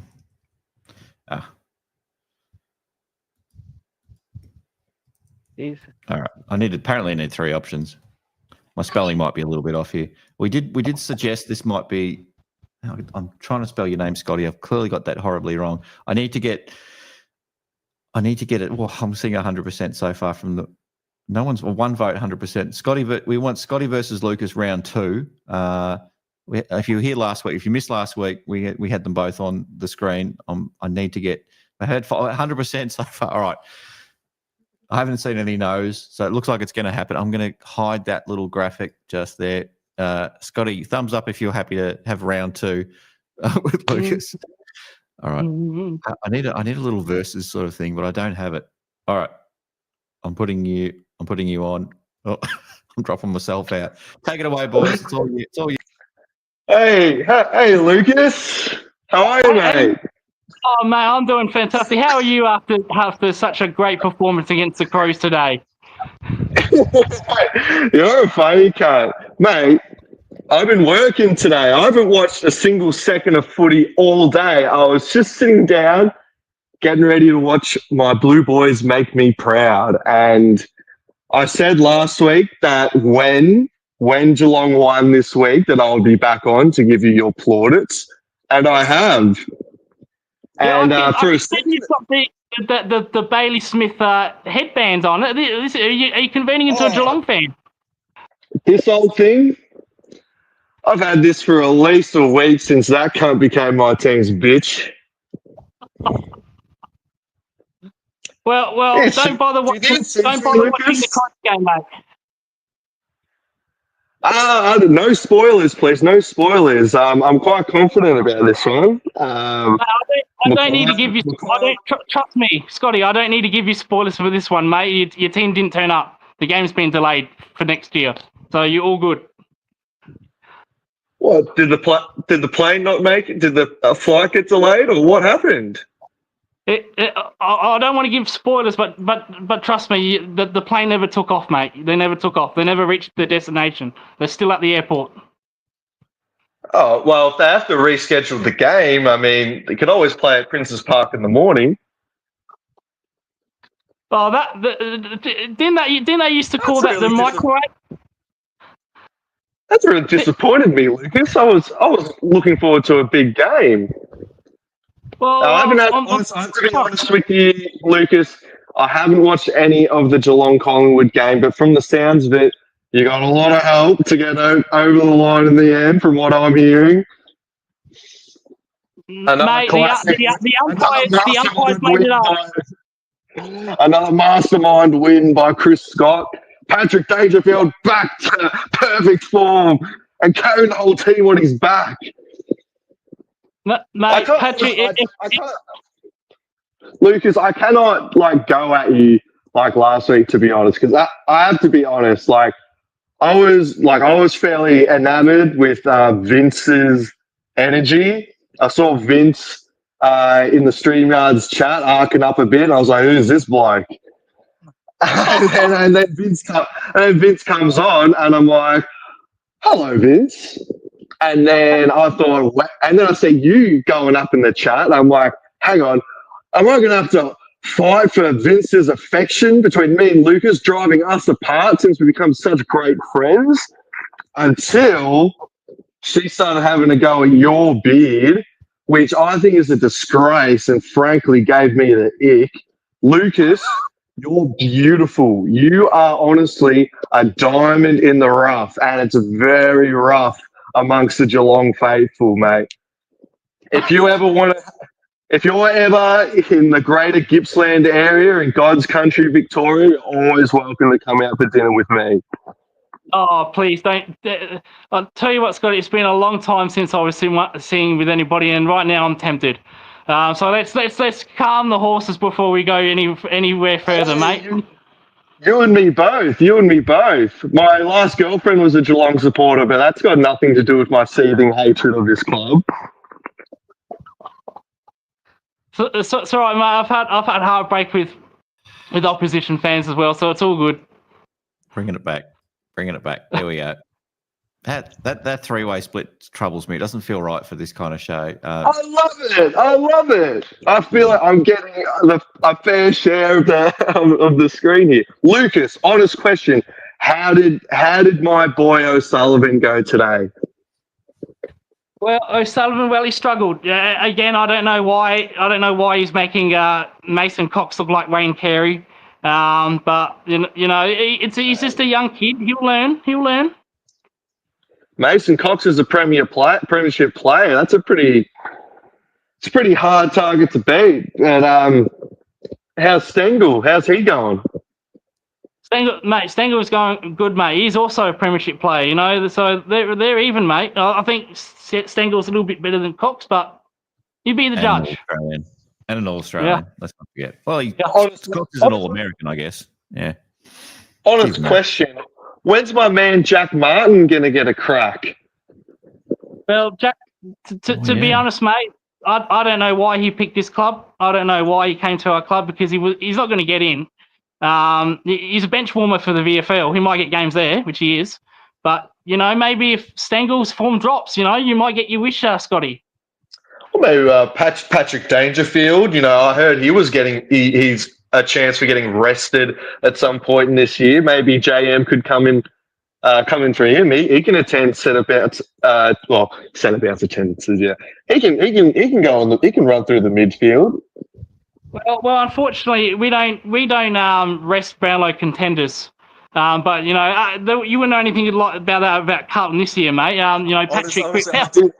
I did have a giggle when I heard that, we'll rest Danger when we're going into state. That was a bit cute. He's leading the Brownlow, mate. He's doing what Cripps did last year. He'd be on 40 votes by now. Excuse me. I haven't had a chance to watch this Adelaide game yet, but I'm sure George Hewitt's going to poll 3. Oh, yeah. This is pretty good. I'm sure you have a BOG, mate. I'm sure you have a BOG. Hey, I was near that game today, so I know a lot about that game. So I was near. We're coming for change out the front, were ya? Mate, you couldn't do that in Adelaide these days, mate. You'd get robbed, even if you don't have any money. I thought Adelaide was supposed to be a nice, quiet country town. Well, country town. Well, it depends where you live. Where I live right now, it's not so great. I'm not so comfortable doing these videos outside my front yard. But front yard. I love you, bro. But I tell you what, Vince. She lives in Tasmania, babe. If you want to get married, I'll go up there in a heartbeat. You don't have to worry about me living here no more. Tassie's down there, brother. We love, Tasmania's a good place. No, I didn't mean that. Geographically, the state of Tasmania is below. Oh, gee. how we don't, Ben, how we won't get an Academy Award for best show? I don't know how. Like, how we're only getting 1,000 viewers is beyond me. This is this deserves 1 million followers. Surely, Mate, the Hoops Crew viewership has gone through the roof in the last week. I'll tell you that. We've lost some subscribers in the last couple of minutes. No, we haven't. We've actually gained a few tonight. So the community's growing. I am going the to Hoops Crew community here. Up the Hoops Crew. I'm going to start wrapping the show up, guys. I'm going to bring it. I'm going to start winding things back a little bit. That's right. Final barbs at each other. We'll wrap it up from here, mate. You can go to bed, bro. We'll take it from here and we'll wrap things up. I love you too, Scotty. I love you too. Vince is back. Oh. Hello, boy. Milady. We'll all say goodnight together. Vince, I'll have you know that I am an Aries, moon sign in Virgo. I'm 38 years old. I still live with my parents. I'm unemployed. What's your living situation like, and how big is the house? Interesting. This sounds like a long question. I'm a Cancer with a Lucas, please wait your turn. So what's the weather like down in Tasmania? Do you go for Geelong? Fuck. Geelong's always been my second favourite team. Oh yeah, right. That's okay. Vince, I'll tell you what. I'm a cricket coach. I'm a level 1 official cricket coach. You know, I'm almost a former state player. So I've got it over this guy. It's just that I play the town clown. I'm not like this usually. So you know, I've coached kids at an underage level. You know, so I'm a well-respected coach. You know, I don't know what this guy does, but because I like hitting things. Oh, baby, you can hit me every day. That's no problem.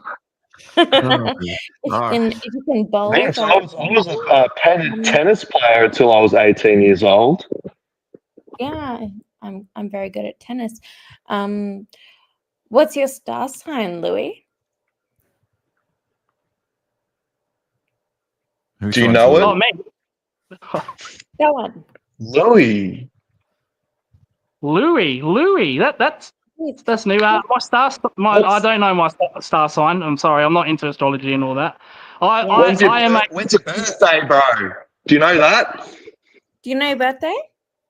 Yeah, I know. Gemini. Yeah, Gemini.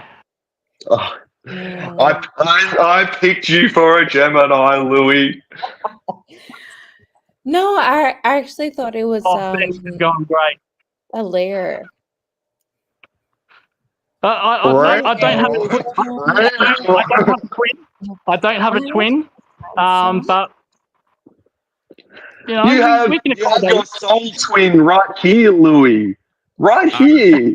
I'm wrapping it up, guys. Vince, good night. I'll see you with a Pisces moon, and before you do, I've got to do this challenge. All right. I can always shutting it down. Gemini. Lucas, we've got to do the challenge. Hang on, Lucas. Yeah. Oh, shit, Lucas, let's see it. Fuck, I'm going to love this. Do it. You can do it, Louis. All right, take a big step back, brother. You got this. Yeah, I thought I got this. All right, here we go. Oh, shit, fuck. Drop the camera. Oh, no. Absolute Goliath of a man. I've actually dropped my camera. Oh, no, this is a disgrace. All right, here we go. I've dropped my tripod. I've actually dropped my tripod, but that's all right. Okay, here we go. All right, not backing away. You were a tripod, Lucas. Feel like one now, mate. Don't worry. All right, let's put this back on. We do this stupid challenge. And Vince, you can add me on Twitter. Just type up Coach Lucas. Scotty, whatever you want. I'm anonymous on Twitter, so good luck. Yeah, we all know you're Prime Walsh in disguise. My go, Prime Walsh. Everyone follow Prime Walsh on Twitter. All right, Ben, put me on. I love how I'm calling plays now. All right, Ben, put me on the big screen. I'll do this ice bucket challenge. Put him up. All right, here we go.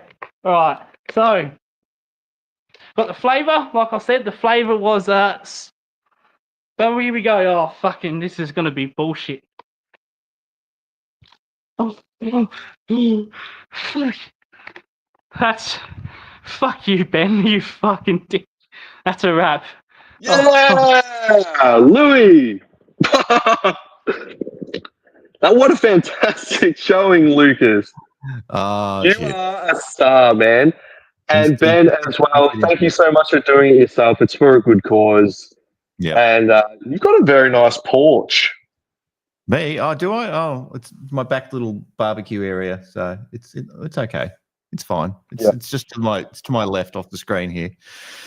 All right. Good night. I'm wrapping it up. I did promise my partner I'd get it done by in 3 hours. It kind of doesn't really count when it's 2 hours and 55 minutes, but it is what it is. Thanks for coming on again, Scotty. Go Cats. See you, mate. I'm shutting you off.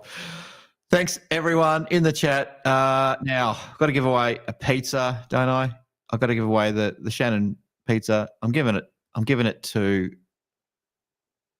Amanda for a debut. Vince, I nearly wanted to give it to you. I might have to come on. You might have to come on next week again, Vince, and maybe you'll twist my arm on that one. Actually, you're in Tasmania. No, we got to stop. We got to start giving it to people that live in Victoria. So, sorry, Vince, couldn't give it to you.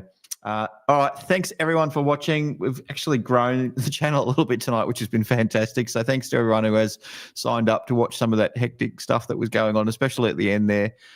Thanks to Anthony from Pies Footy YouTube channel for coming on after a loss. It's always hard after a loss. I know the feeling. It's not easy, but appreciate it. Everyone in the chat, you're absolutely awesome. You know who you are. Jezelenko, all the way to the end there. Kiri, look at you. Scotty Tompkins on the chat before as well.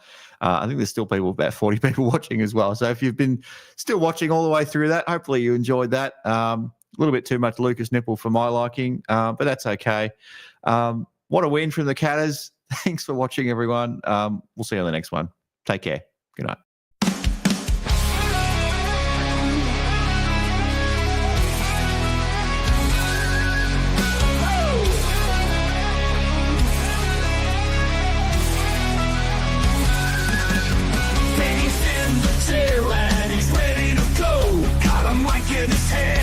It's time for the show. Dropping pussy down facts, mitts, forwards and backs. Representing G-Town while talking the smack. Clashing facts like Patty, where the hell you at? Hoops crew are exploding, don't ever look back. Then we got Paul, yeah, he knows his stuff. He's a man, he's a myth, taking on the nuffs. The man don't miss, he loves to react. His words cut deep, he's a counterattack. Balls on fire, brings a mic to life. Don't fuck with B-Dog if you value your life. Oh, they fuck shit up, yeah, they run G-Town. The Hoops crew's here and they'll never back down. Jake, Johnny, Sambo, always rocking the game. Benny and Paul, man, remember the names.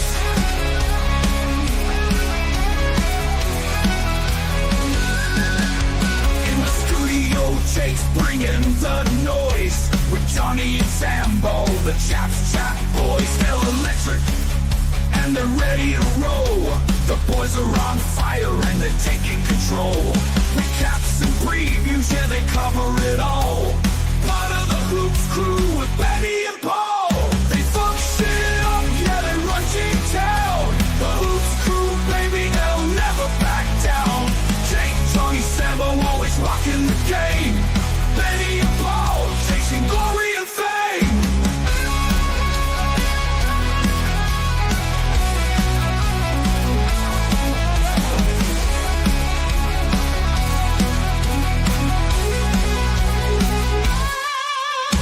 Brad with the sleeves, Max Holmes and Jack Bowes. Tommy fucking Atkins, he'll break your damn nose. Stewie in the middle and Reese in the ruck.